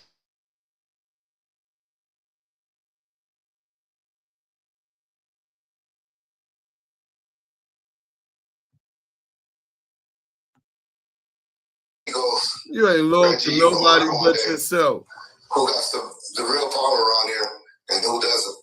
And he goes, Reggie, you gonna learn one day who got the real power around here and who doesn't. Reggie already knew that Jimmy had the real power, and Reggie knew this because Jimmy had Reggie Sr. and the Rampart cops in his pocket. Death Row Dave already let us know that Jimmy and Reggie Sr. were good buddies. Maria wanted to go out. If I'm feeling good for y'all, the least y'all can do is hit that like button. Let's go. Jimmy is close personal friends with Reggie Wright Sr. Now that we know Reggie Sr. and Jimmy were close personal friends, listen to the story he tells about him insisting that Marion Knight get real police officers for death row security. A very funny story is that I insisted that they get real security. Real cops. Okay. Not the hood cops. I said, no, this is what happened. I insisted they get real police. Because I didn't want to, I said, I just can't do this anymore. This is crazy. I come to the studio and there's all these guys and it doesn't feel like, Jimmy said he insisted that they get real police because he comes around the studio and it doesn't feel like. Then he didn't finish it. So according to Jimmy, there is no right-way security at death row yet. And he came to Marion telling him to get real cops there. This shows you Jimmy's hand in getting Tupac out of jail and his hand in getting police officers and undercover FBI agents around him. So next time I go, there's real police. Next time I go, there's real police. Next time I go, there's real police. Right? Way after it ends, I found that they were Rampart guys. Reg already knew that he worked in law enforcement. This so is anybody, Jimmy Iovine, probably one, if not the most powerful. I don't know, David Geffen's powerful. One of the most powerfulest guys in entertainment. Co-CEO of Beats by Dre, Apple Beats, who teaches at USC. They have some kind of course at USC. This is nasty work, man.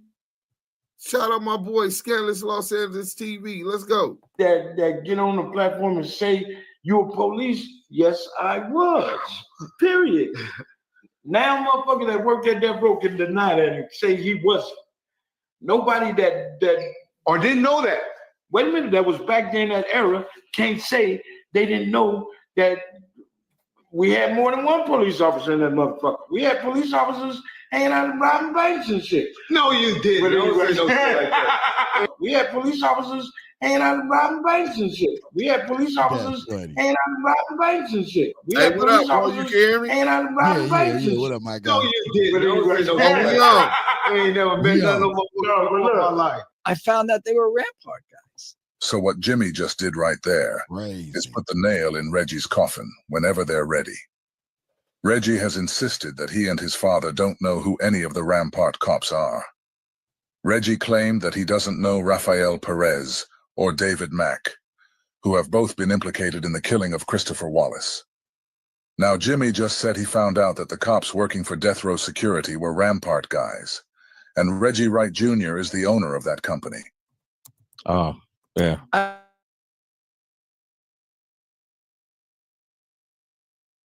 I mean, I had no idea. I'm just saying that it happened. Jimmy did this because, just like Kevin Hackey said, Reggie would be the fall guy at the end of the day. What people have to understand is that before Jimmy did this interview letting us know that he insisted that Marion get real police officers, Reggie Wright Sr. had already went on Vlad TV and told everyone that he contacted Marion Knight because there was a rumor that some of the guys in his inner circle planned on kidnapping and robbing him. Now, you met up with Suge at one point and said that some Mob Piru guys were going to like kidnap him or rob him or something? Well, I had gotten some information, that some of the mob guys that he was, trying to hire or work with him in Death Row were going to eventually kidnap him and rob him. So I had gotten that information. And by, knowing the guy, knowing he wasn't no hard guy, I wanted him to be aware so he can watch his back. What up, and bro? I did meet up with him to more or less say, you need to watch who your guys are around you because, if they don't feel as though they gonna get enough money out of yourself, they gonna rob you. That's what the word is. And that's when we met and we discussed that. And he took heed to it. Okay. He took heed because he offered me to be a security. And that's when I told him, half the guys that you run around with, I'm working cases on them. Okay. That's how that went. And is that when your son, Reggie Wright Jr., kind of stepped in and filled that role? Eventually, he got with Suge because, he grew up with Suge and stuff. And Reggie had started his business, security business, because he had retired from the police department because of an injury. And he was setting up his security business. And then he and Suge finally talked. And then Suge hired him, as a security. And it went from there. After Jimmy did that interview, Reggie Sr. knew he had to change his story a little bit. Death Row I could talk a lot about because my son was part of that security and police thing when Death Row first started. Matter of fact, Suge and my son grew up, I lived about a block from where Suge was raised. And they both played football at Linwood. So I knew Suge long before he got involved in all this stuff. But then once all this developed and he started Death Row and stuff, he had a group of the Mob Piru guys or Lulu Park Piru guys that Suge had to hire or had part of his entourage and stuff like that. I used to call them the gangster security. Okay. But then he knowing it was getting a lot crazy in that, knowing he needed some police actual security. My son was a Compton police officer at the time, but he got hurt in an accident. Him and Suge was tight. So he got with Suge, and my son was starting a security business on his own called Right Way Security. So he got with Suge, because Suge first contacted me through Reggie. Now, Reggie Sr. is saying that he was first contacted by Marion through his son, Reggie. But on Vlad TV, he said he contacted Marion because there was a rumor that one of the mobs was going to kidnap him. Do you see the way Jimmy hung them out to dry? Just 3 days after the awards, Tupac and others attack an LA gang member in a hotel lobby after a Mike Tyson fight in Las Vegas. Believed to be in response to an earlier assault against someone affiliated with Death Row, the attack will land Death Row head Suge Knight in jail. and according to some police reports, lead to Tupac being shot less than 3 hours later. This is the footage of what happened to Orlando Anderson after he was jumped by death row. If you take a deeper look, you'll see police officers in plain clothes acting as spectators. Look at right here to the left of the screen, you see Reggie Wright Sr. holding his arms behind his back. Notice that no one else is standing with their arms behind their backs. That's him right That's here just one on of the those left, special when things the that lights Reggie are white. Sr. subconsciously does. The guy in the tank top, the guy in front of him, and the guy behind him are also police officers. Notice how this officer is using some kind of speaking device. Let's go. If you didn't think they were all together, you can now see the officer come behind the other officer and place his hands on his shoulders. And as you can see, Reggie Wright Sr. is still standing there with his hands behind his back. Let's examine facial features real quick. As you can see on the picture to the right is a headshot of Reggie Wright Sr. You can see that he has an indentation on his face right here, which can also be seen in the picture of him on the left. He also has noticeably broad shoulders.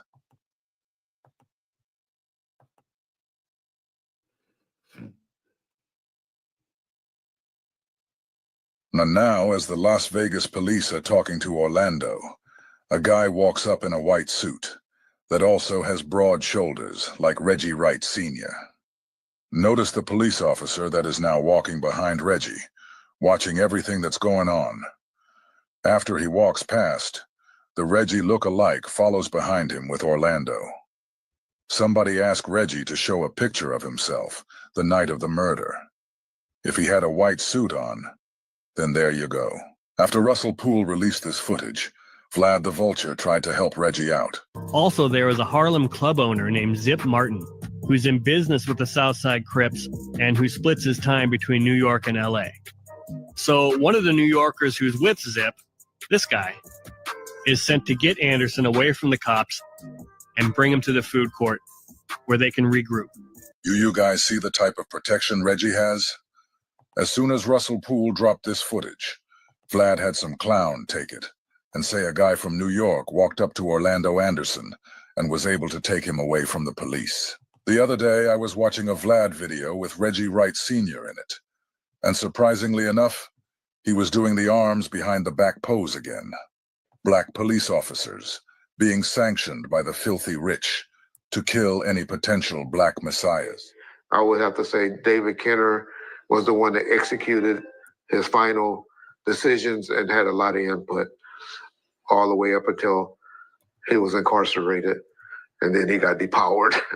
And then he got depowered. And then he got depowered. And he was really starting to get depowered before he got incarcerated. And that's the reason that I really feel that he got incarcerated, because he will stop listening to David Kenner, who's been controlled by Howard Powers, Jimmy Iovine, and Brian Turner, Jimmy Iovine, and Brian Turner, Jimmy Iovine, and Brian Turner, and the court system. Yeah. Okay, this was a massive operation. They just used Reggie Wright. What was behind it at the very top was Snoop, Dre, Jimmy Iovine, and the Deep State. Okay? Because there has been a fight for the country between the Deep State and the bad guys. And they've been trying to get control of anyone influential, any of the top black entertainers. And the people who refuse to sign Any of off, the top black like entertainers. Whitney and Michael Jackson and Pop, they would just kill.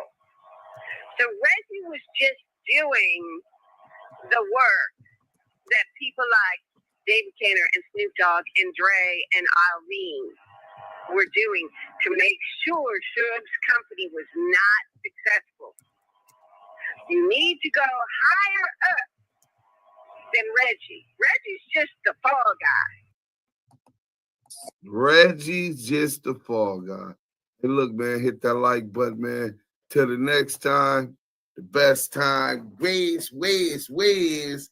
Damu Keyway Conversations. Hit that like button on your way out. So, woo. Hey, look, salute to the Damu Keyway Conversation. We got Stand On It Media here, Southern Force. Stand On It Media, what it do, famo? I just had heard him. Where you go? Right here. What up, my guy? To walk away. What up, man? What up? Ah, man. Well, I want to see what you think, and then Southern Force, and then we gonna play a clip and really get the cooking on them and educating just some of the facts that are necessary to pay attention to. Southern Force, you already go. You want him to go first? Yeah. You already know it. I mean, it's just like you said, man. Everybody got to hire up. Like Wax says, everybody got a handler, right?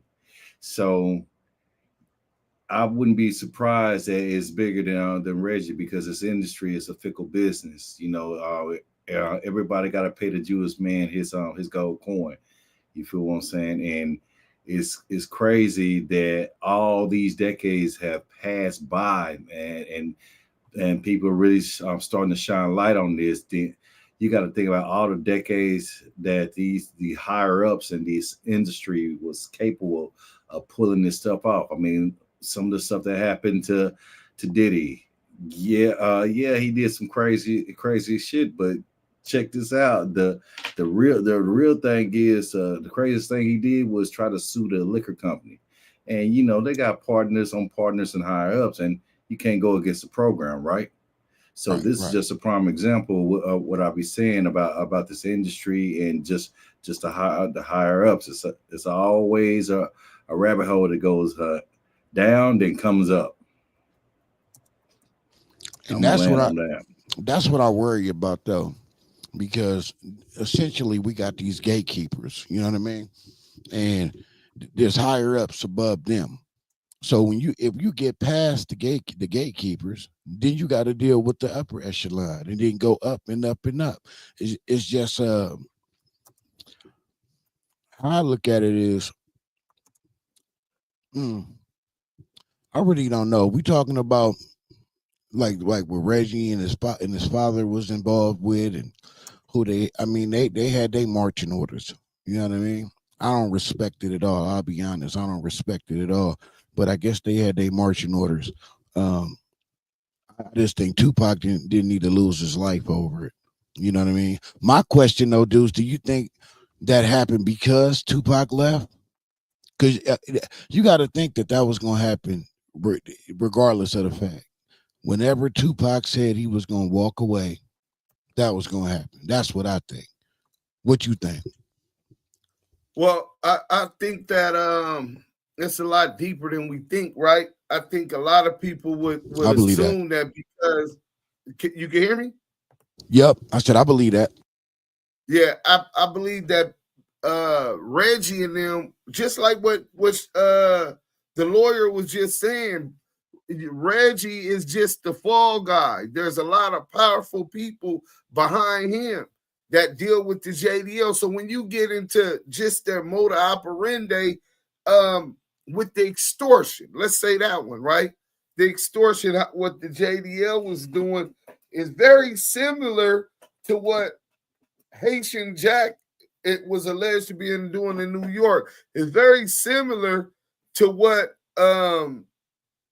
Jimmy Hinchman was alleged to be doing over there, and they all had these same ties to these peoples. You understand what I'm saying? Yeah, that's true. Yep. And for a fact, I know this. I ran into Haitian Jack. Let me give y'all a quick story, right? So I was in the feds. I'm about 25 years old. You know what I'm saying? Super active. And we in a holding tank in San Bernardino County Jail, which is where they keep overflow for federal inmates in LA. So we on our way to the pen anyway, and they got us in a holding tank with some dude, and he like, oh man, I know the blogs and the newspapers is talking about me and this and this and that. So I'm looking like, he kept talking, right? So I'm like, this nigga wants some attention. I'm like, bro, who is you? He like, I'm Jack. I'm like, Jack? Like, I don't, Jack. Yeah. And so he kept talking. So I'm like, Haitian Jack? He like, yeah. So I'm like, what's up with you supposed to snitching on Pop? You know what I'm saying? Dead homie. Right away. I'm on a full court press. I'm in jail. I'm young. I'm on bullshit. Dead homies, nigga. He like, oh man, well, I didn't want that to happen. I really like the brother. See, I'm from Haiti. I come from that struggle, and that's what he do. Blase, blah. And so he had his marching orders. Huh? He had his marching orders. Well, he wasn't there. He basically saying the boys that did it, them was his boys, obviously. And he lying to me, telling me that he never gave them the call and told them to stand down, but they bucked him on some fuck that. This nigga getting at him about Madonna. This nigga talking about he ain't nobody and all this shit after Jack gave him his first Rolex watch. Well, one thing I do believe, and I felt stupid at the time because I had nothing to no paperwork or nothing to substantiate my position. But I did press until I felt like, damn, I can't even stand on nothing but some hearsay. So he was like, it was the rape case, right? The rape case. He had he got a, what is that called? A severance in the case, right? So I didn't know then, but later on I ended up finding out that the girl performed fellatio on Tupac on the dance floor. They introduced the girl to Tupac. Oh, was it a lineup from the start? Tupac, lined him up from the get-go. Biggie is telling you not to fuck with Haitian Jack and Jimmy Henchman. And now, what I can tell you is Jack and them had a reputation. Him, Tut, them niggas, they rock him, allegedly. This is just folklore, you know what I'm saying? They was pressing Andre Harrell, allegedly, you know what I'm saying? And what they wanted to do was to get Pac to sign to them. That way they could make Andre Harrell distributed with the machine through Bad Boy, right? But we're looking at it, and I'm listening and hearing this type of shit. But ultimately, it was people that was behind them, bro. You understand what I'm saying? One thing, if you don't pay attention, these people feel privileged to parasite off the backs of our sweat, blood, and tears, our intellectual property. Even with the YouTube thing, they give us these little crumbs, bro. But even look at the music. We went from arguing for 10 to 11 cents off of an album, fighting on YouTube for zero and Spotify for 0.008 hundredths of a cent per stream. You understand what I'm saying? Which is a whole nother situation. All they did was made it customary by obviously paying lobbyists to get legislation and safe harbors with the Digital Millennial Copyright Act that benefit digital service providers such as Spotify, right? Where they're taking whole dollars, 40%, say Pepsi gave them $100 million and they want this commercial played X amount of time. They'll take their 40% off the 100 million. That's 40 million for their company, and the other 60 will get split up. But because they're publicly, their IPO is publicly traded, they have the major record company, Sony. They went and invested in a lot of the stocks so that they can have say-so and still break a Taylor Swift, break the Justin Bieber. They're still in control of the game, and they still bamboozling us on what they're giving us. That being said, they feel that it's their God-given right because naturally they're parasites. They're not of this world. You know what I'm saying? They were grafted. So their nature is not one with the spirits in the universe, or that they don't, a lot of them seem like they're soulless. You know what I'm saying? All they think about, no empathy, and you can see that with the people who they've broken mentally. Whack 100, Reggie Wright Jr. These dudes act like they have no empathy for nothing. This dude was calling attorney Jasmine, oh, that bitch, and this and this and that. Check this out, partner. Nigga, your issue was with Suge. Y'all two was business and business together. That's something two men deal with when y'all see each other. What do she got to do and for you to be disrespecting her? I guarantee you wouldn't do that in that nigga tweet or slap that nigga up out that wheelchair, nigga. Her stepdaddy was really that, nigga. I'm proud of that nigga. That nigga did like 20, 30 years, bro. But he disrespected her just to get back at that nigga, bro. You done help rob this nigga because Reggie was robbing him, but he was robbing him for his superiors. I believe that was the same thing with Haitian Jack and the other informant nigga, Jimmy Henchman in New York, right? And they wanted to get him to sign with him when he wasn't doing it and he bucked. That was the reason they gave him the Rolex watch, right? It's like the old penitentiary game. Everything got strings attached, right? So Stand on the Media is back. Okay, you back with us, bro. Let's go. Yeah, I try to keep my other one.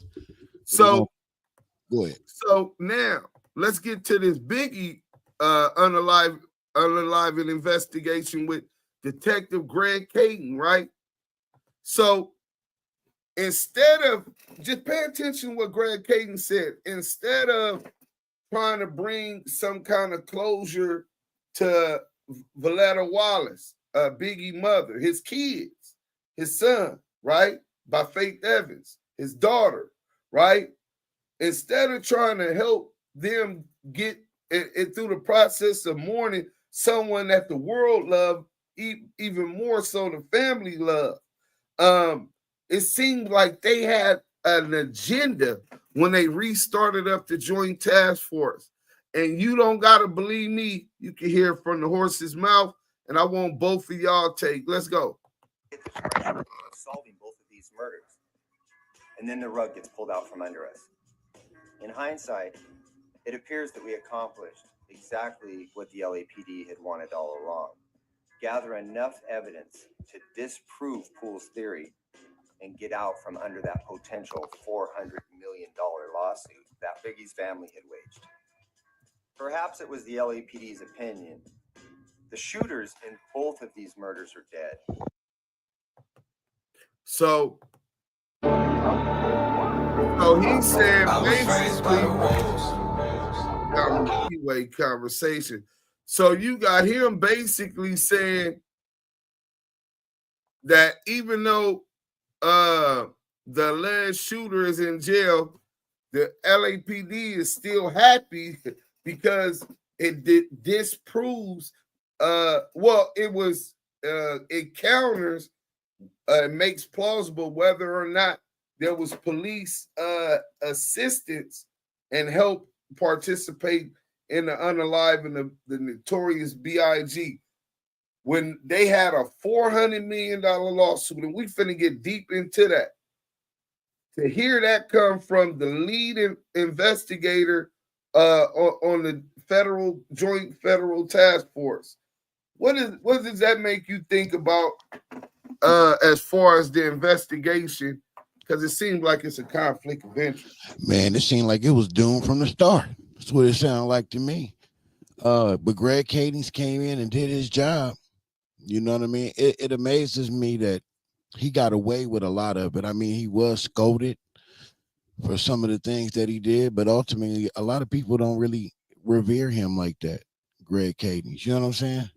Southern Force, like people, like when you talk about, when you hear Greg Kading, he still is coming out and about on Clubhouse, backing up CS2 back. You know what I mean? With no problem. Yeah, that's a fact. He is. He has been on Clubhouse numerous of times, and basically telling it on the Meta Mountain. It's crazy because it's like it was like basically what he said, and then that short piece like, whoo, what a relief. Well, the people that who we help orchestrate it, either they locked up or they unalive. So whoo, that get us out of that hundreds of millions of dollars of a lawsuit. Yeah, he did. Like I said, he came in and did his job. Right. You know, he came in and did his job. Yeah, that's pretty much my take on it. You know what I mean? It was doing from the start. You know what I mean? And like I said, he virtually been through this game unscathed. Like they did scold him a little bit, but ultimately, Greg Kading, you know what I mean? He running around here like he don't have no smut on him. It's crazy. Yeah. Well, no, he's definitely a disgraced officer, and we got his whole, not his whole, but a lot of the complaints against him, right? So let me try to get y'all. I want to take y'all to. We've been getting a lot of this stuff together over here, so we can really go into that. So the police supposed to have been investigating that. Well, let's go into their investigation, right?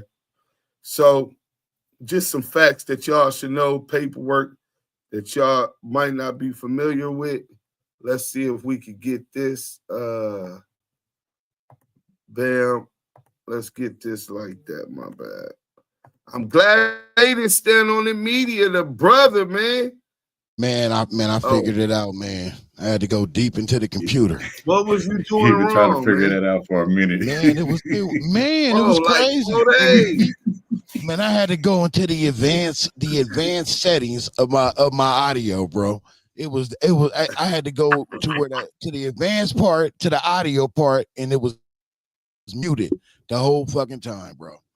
And I tried everything. Wait a minute, stand on. Did you YouTube the StreamYard? Yeah, he had to YouTube the StreamYard. Yeah, I did. I ain't gonna lie. The LAPD during the Kading big investigation. Music got out of control with the out of trunk CD sales not being accounted for, so they had to lock it down. That's exactly what they did. The big government, man, they always into trying to provide oversight and regulation to make sure Uncle Sam get his money. But look, this is some of the paperwork from the Tupac thing. Special agent blanked out, was telephonically contacted by a confidential witness who provided the following information. The CW was present in Las Vegas, Nevada when the shooting on Tupac Shakur happened.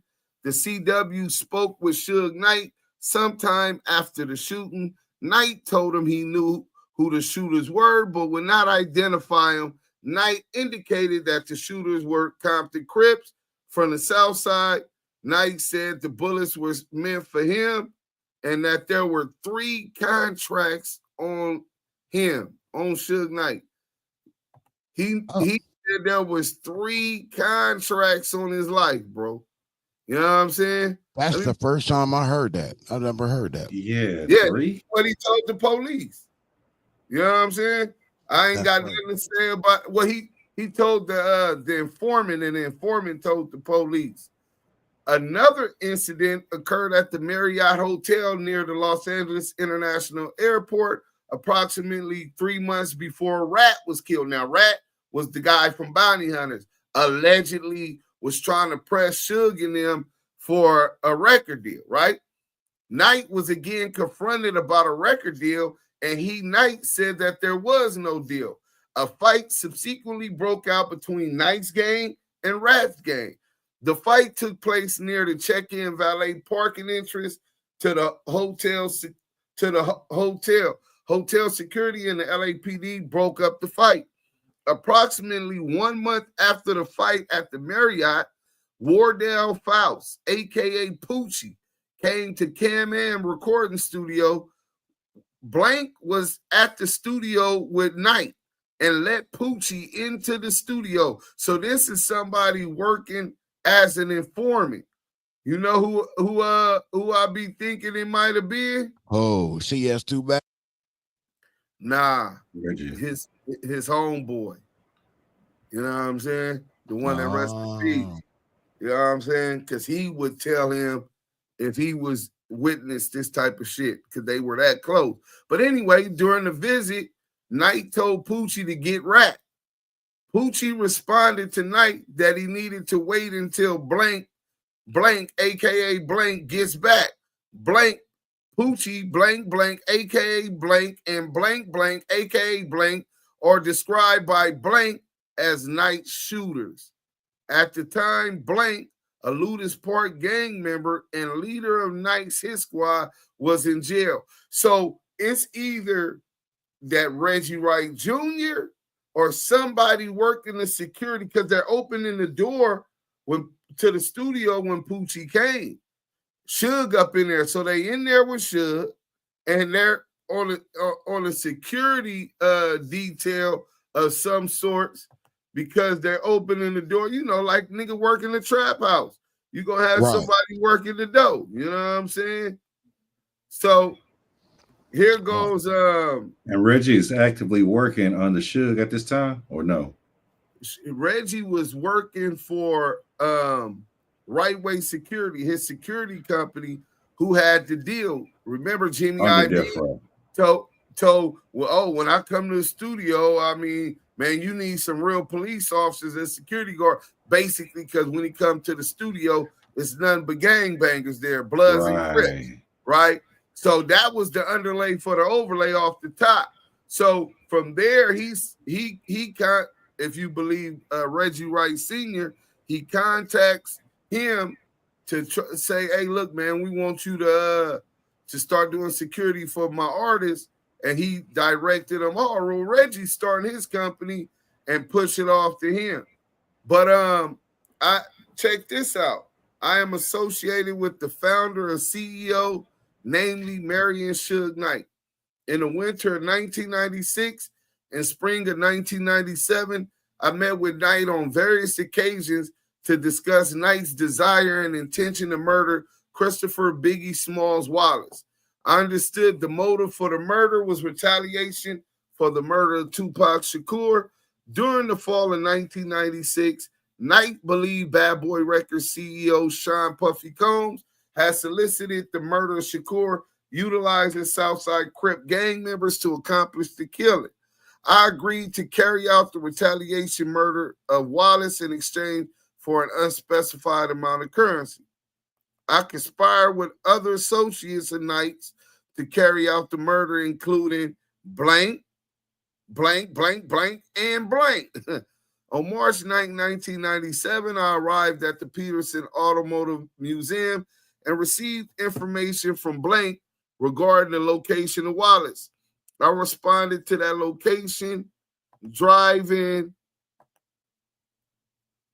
So anyway, so let's get to this. Hit that like button if y'all want us to cook. I'm reading and everything after all of this time. Whack eating pork bust ass. Y'all crazy.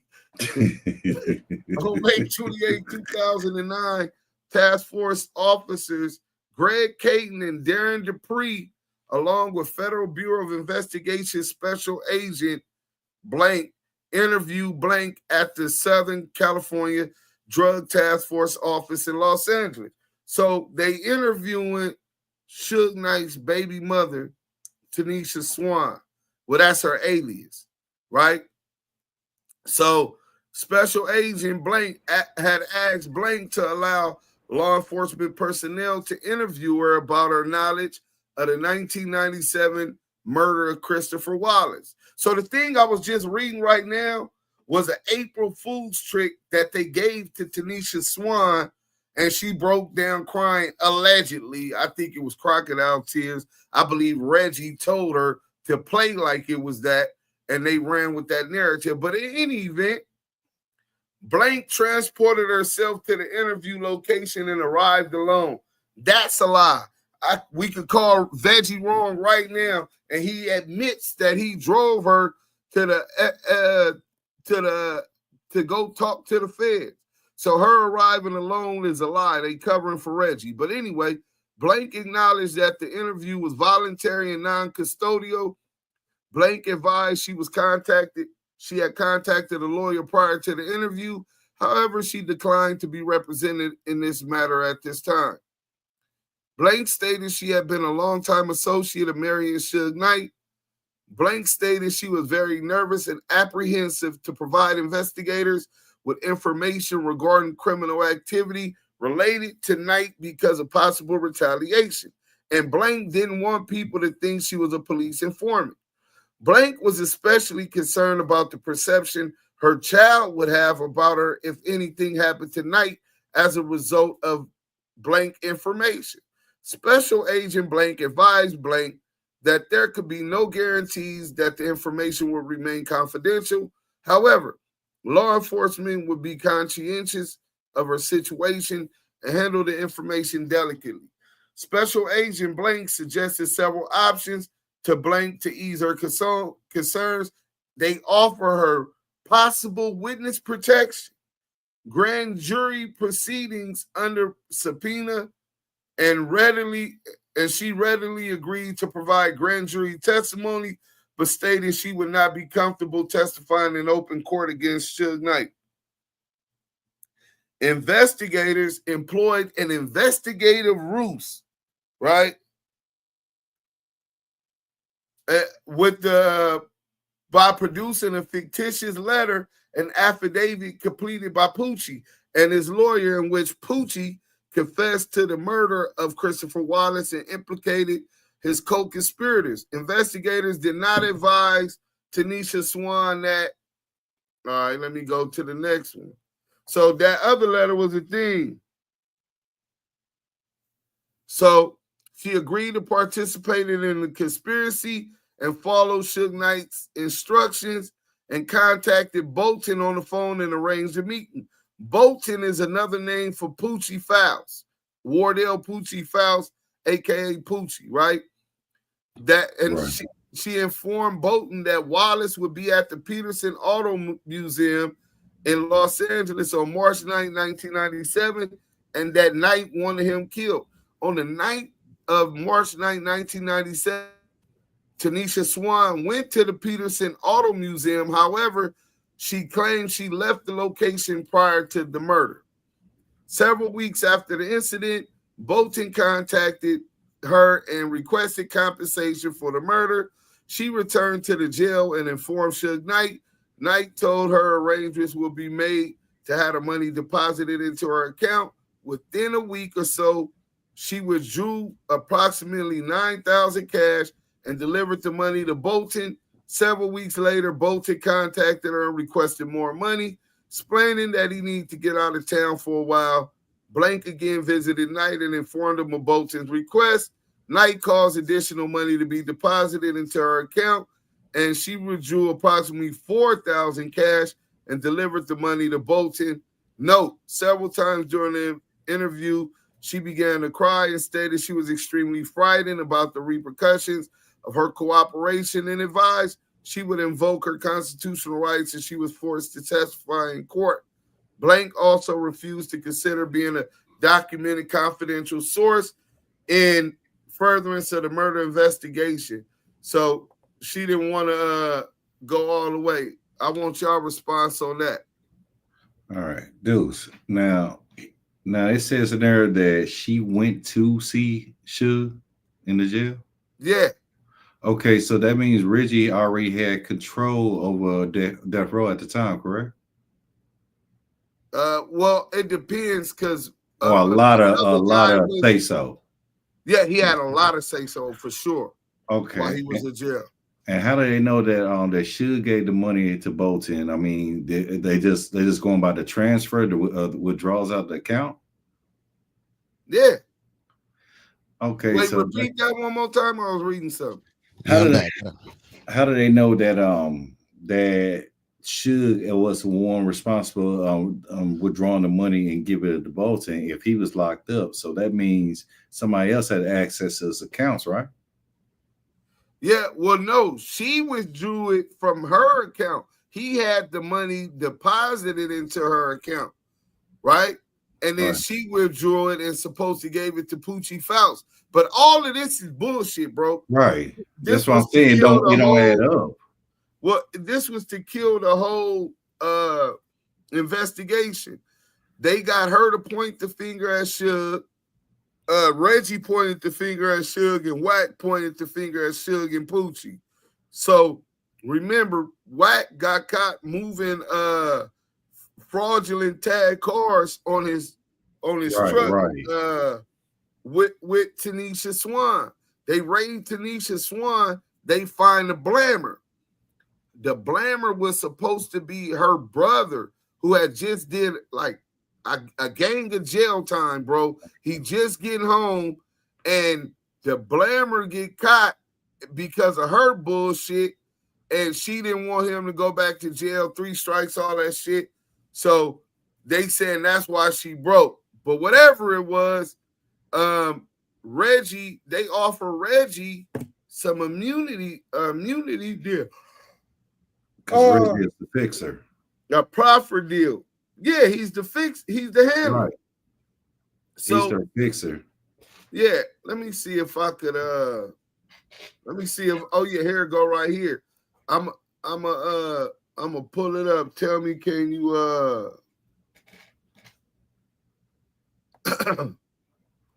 let me see if I can send this to Stand On The Media. Hey, Stand On The Media, I just sent one page in there. Yeah. Do you mind reading this for me, brother?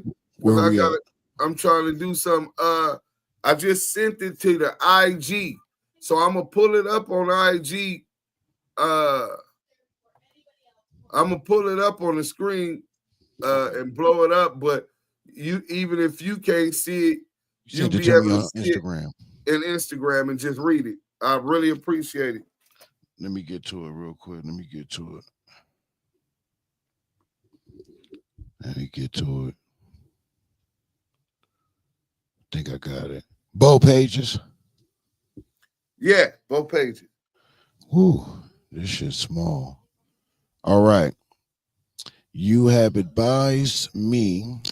Hold on. You advised me that your client, Reginald Wright. Now I'm gonna have to make it smaller. Hold on, so I can actually read it.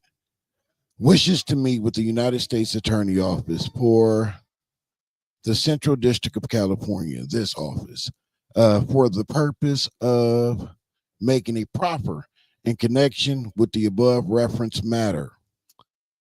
This office is willing to meet with you and your client under the following terms and conditions. You and your client understand that this office, it does not bind any other law enforcement, prosecuting authority, law enforcement personnel will be present at the meeting and invited by the office. I got to read it like that because I got to slide back and forth on the screen. This agreement is limited to the statements made by your client and at the meeting to be held on, there's the line, and does not apply to any statement made by your client at any other time, whether oral, written, or recorded. Any information provided by you on behalf of your client is covered by the agreement as if it had been provided by your client. These agreements does not provide any protections, and I clicked on it. Where's my mind? Any protections to your client by expressly set forth hereon. Your client will respond truthfully and completely to and all questions put to your client at, damn it, I keep clicking on the screen. Where am I? At to your client at the meeting, except as otherwise provided in paragraph 4, 5, and 6 hereon in the above caption case and in any other prosecution that may be brought against your client by this. Then we go to the next page. Did you want to stop and break that down or no? Nah, going? I mean, if you wanted to, you could, but no, I okay. didn't have nothing to add to it. Got you. Office. This office will not offer any evidence in its case, chief, and statement made by your client at any meeting.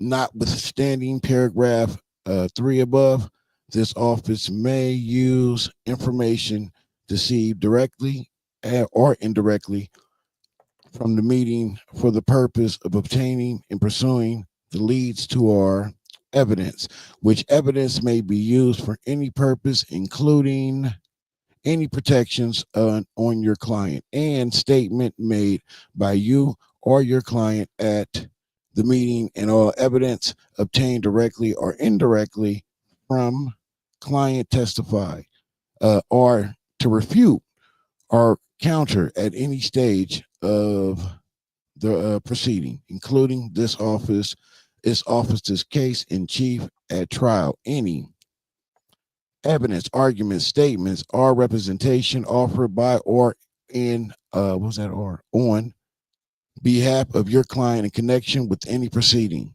This office reserves the right to use, I messed up again, any statements or information provided. Let me get the screen back up. Where am I? Provided by your client in any prosecution of false statement, obstruction of justice, or perjury. Your client's complete truthfulness and candor are expressed material conditions to the undertaking of this office. Conclude that your client has knowingly withheld material, and is it in candid? Am I on the right sentence? Let me see where you at. Hold on. Withheld material, because I can't see it now. Oh my God, my bad. I got it now. Okay, where did I just leave off at? Oh, right here. Withheld material and information from this office or otherwise not been completely any purpose, including sentencing and statements made or other office so concludes it will notify you before making any use of such statement or other information.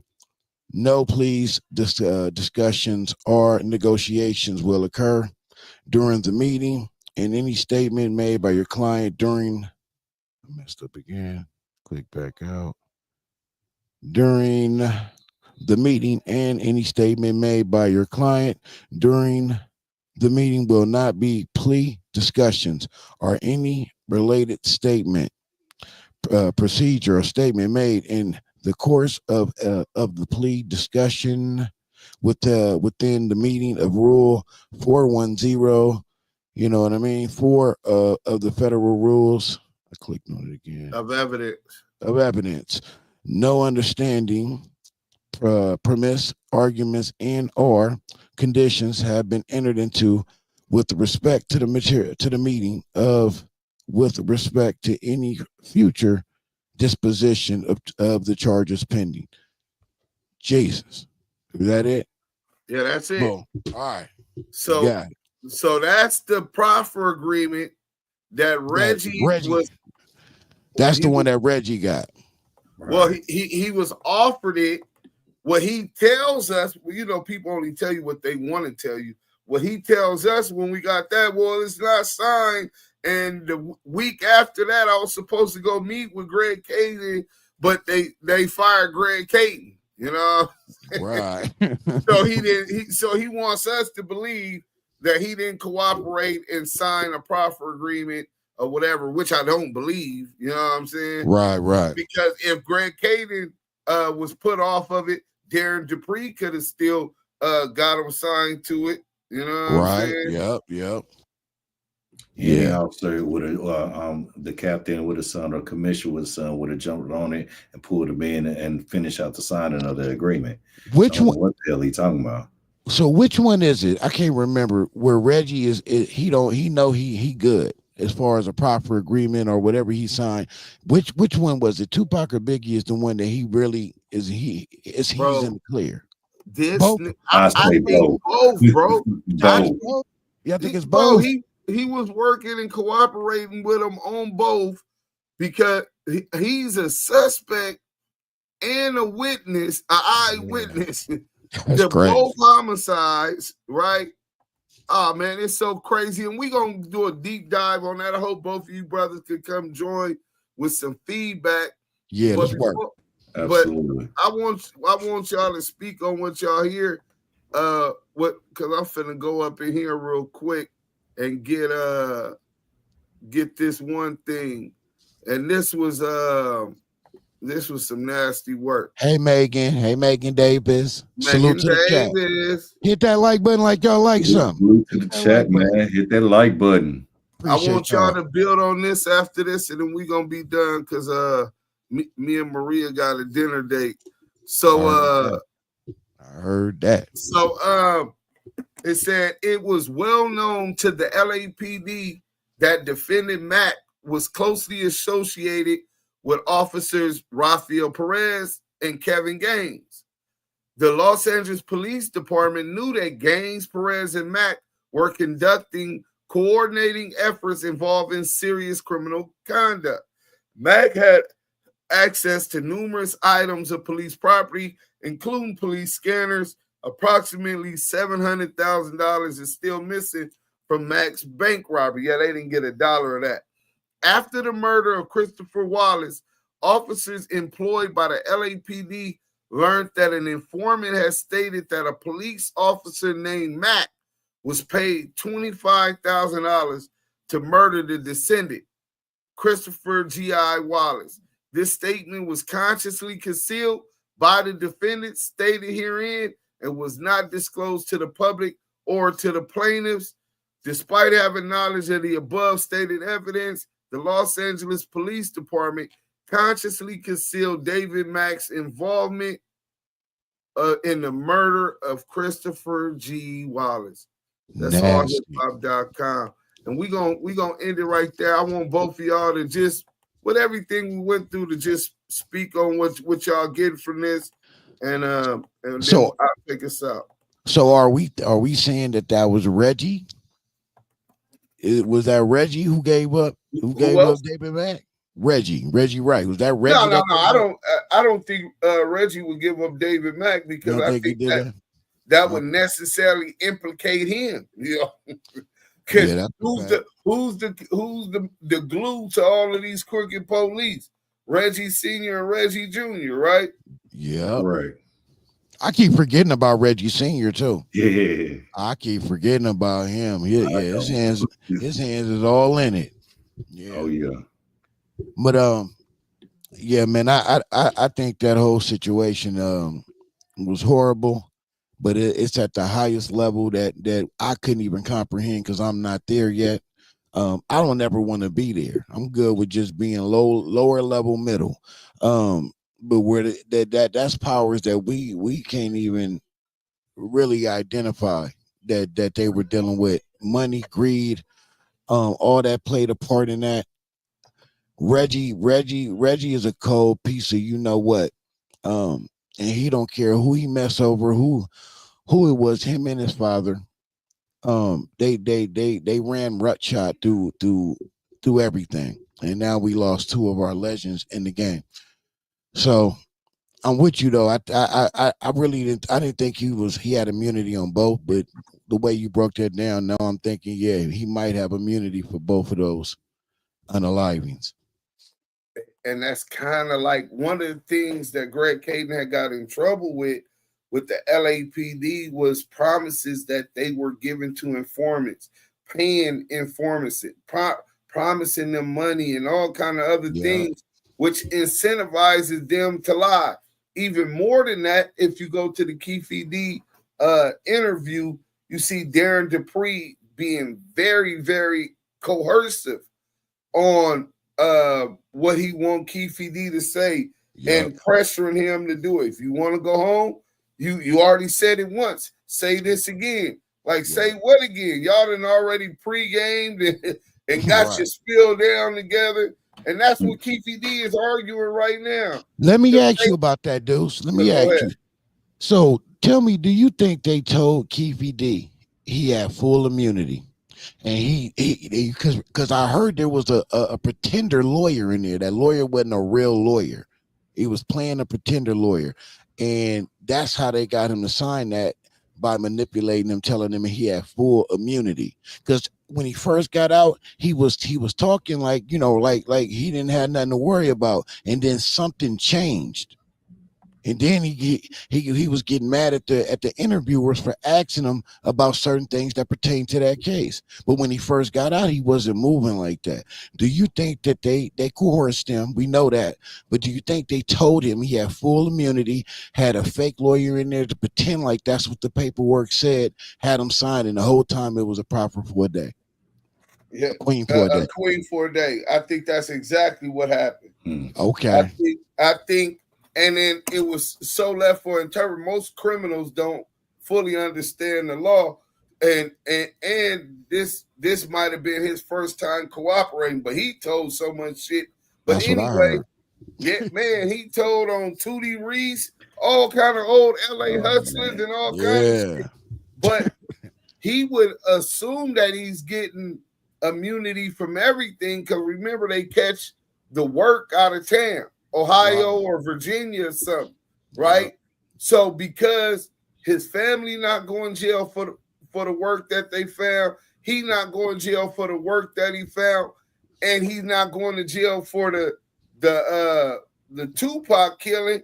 He's probably assuming they probably misled him to believe he had full immunity. Right. And then he's seeing that he got immunity on the drug shit. So he thinking he got immunity on that. He crossed the two. Crossed him up. It was Queen for a day. Right. But I got some audio where Greg Caden said, well, we gave Keefe D immunity. Then I got Greg Caden saying, no, we just gave him a queen for a day. But the police can't lie, bro. See, the police can come in here right now and say, hey, stand on the media. Lamonte told us that you was moving drugs to Canada and Europe, right? And you be like, man, Lamonte I don't even talk to him. I ain't even moving no drugs to Canada and Europe. Now, I might be grinding in the trap house in the hood, trapping some weed, some kush or something at an illegal weed dispensary in the land. But y'all lying. You know off the top, these motherfuckers is lying, or that I'm lying about information to them. And facts. And they can get away with that. And we know the police lie. Look at CS2 back. We know they lie. Look at that guy. He's the master liar. No, I got you. Right? Yeah. No, you're right. Which was the prime example why you don't believe the police now. Had Big U waived his Miranda rights, I would have convicted him, because you shouldn't have waived your Miranda rights, because you opened the door for the police to lie on you. And even if you didn't say it, because you waived your Miranda rights and talked to him, I'm going to believe you did say it. You know what I'm saying? Right. But when the nigga didn't waive his Miranda rights, didn't sign no statement, don't got no tape recorder, and one police is saying, Lamonte told on you, stand on the media, you got to give me at least a little due process. At least the Mountaineers give us due process in the criminal justice, allegedly, you know. Right. You know what I'm saying? So the Orca, aka the whale. But you also got to look at this at a business sense. If let's just say I'm the industry, right? Yep. And I got one rapper in the East Coast. He tearing the charts up. He making me all this money. Then I got another rapper in the West Coast. He up there tearing the charts up. He making all this money. And then pretty soon they want to part ways. They want to do their own thing. You know, Pac want to get with Thug Life and expand his own label. And Biggie wanted to squash the beef. Now, knowing your mind as an industry man, guess what? Crime pays, and East Coast and West Coast beef pays as well, right? So he's like, man, I can't allow this shit, man. I say, man, call that Reggie cat over there. See what he doing. What he on? Because he need to get his guy in line and stuff. Matter of fact, have him reach out to Puffy and stuff so he can get this other guy in line, because we can't have that. And you gotta look at it like this. It's not, no matter how many records you sell, your life insurance policy is more than your record sales. Yeah. Trust and believe it.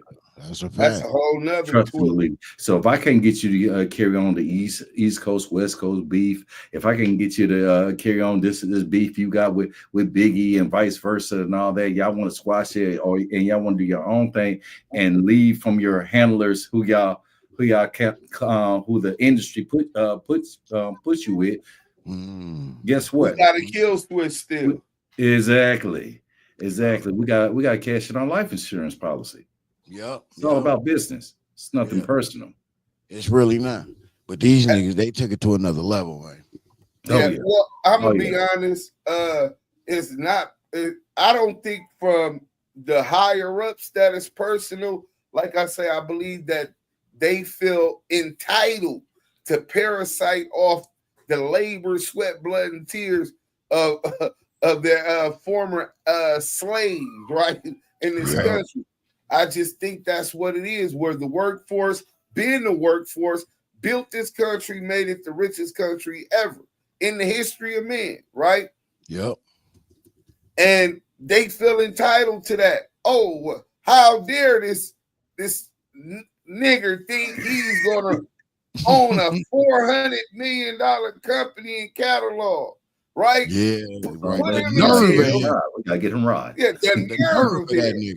Yeah, that's really how it is, though. Not just how it feels, that's how it really is, though. The nerve of them. That's how they revere us. Man, Bro, it's a target on our back, man, out the gate. Go ahead, bro. My bad. No, definitely, bro. I heard Diddy, and I never heard it, and it's crazy he in jail now, but about 3 weeks ago, I heard something from Diddy, and he was saying, he said, wait, I got up in here, I'm getting my bag is up, and then I see that because I'm where I'm at, it's strings attached. People want to utilize and keep me in a unless I'm allowing them to bamboozle me. Right, a deal that they understand is not a good business deal. Well, I'll give you 70% of my $1 billion company for this. Fuck that, right? Straight up. And honestly, bro, all it really is evidence that white supremacy is institutionalized in this country. At the top of the economic pyramid hasn't changed, ain't gonna change. That 1% is still controlling 300 and something million people, making decisions for 300 and something million people. So they gonna continue to get rich up off of us, gonna continue to tax us. Right now, Donald Trump said that we're not getting the states that don't support Israel and what that atrocity that they're doing in Palestine, that the states will not be getting FEMA money.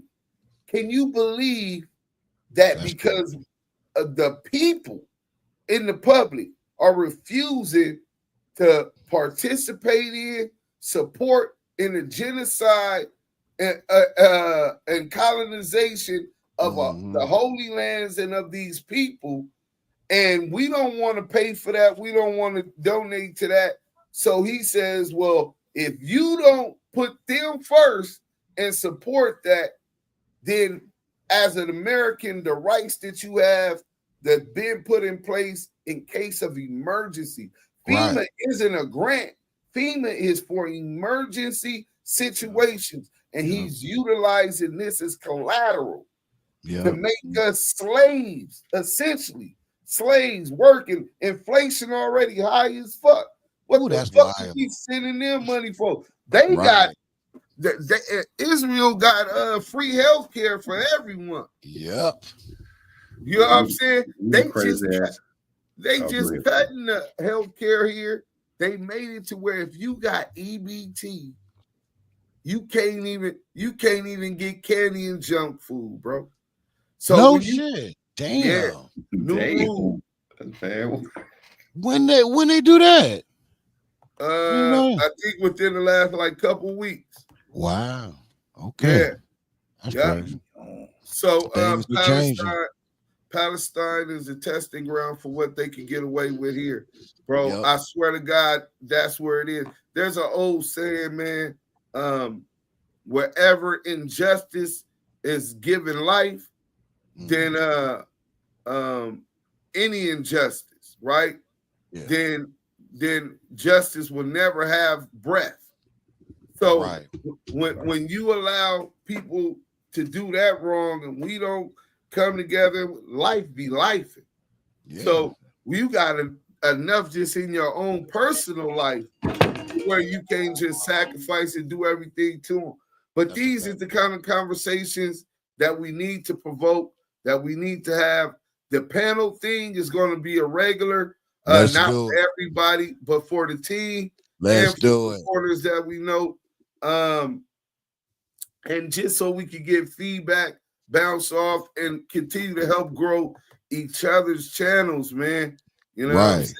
Hey, real quick before we go, I like your poll question. Has Reggie Jr. suffered enough for all his destruction? 88% said no. 12% said yes. That's crazy, man. And he, in health wise, I don't know. You know what I'm saying? But I do think he gonna get away.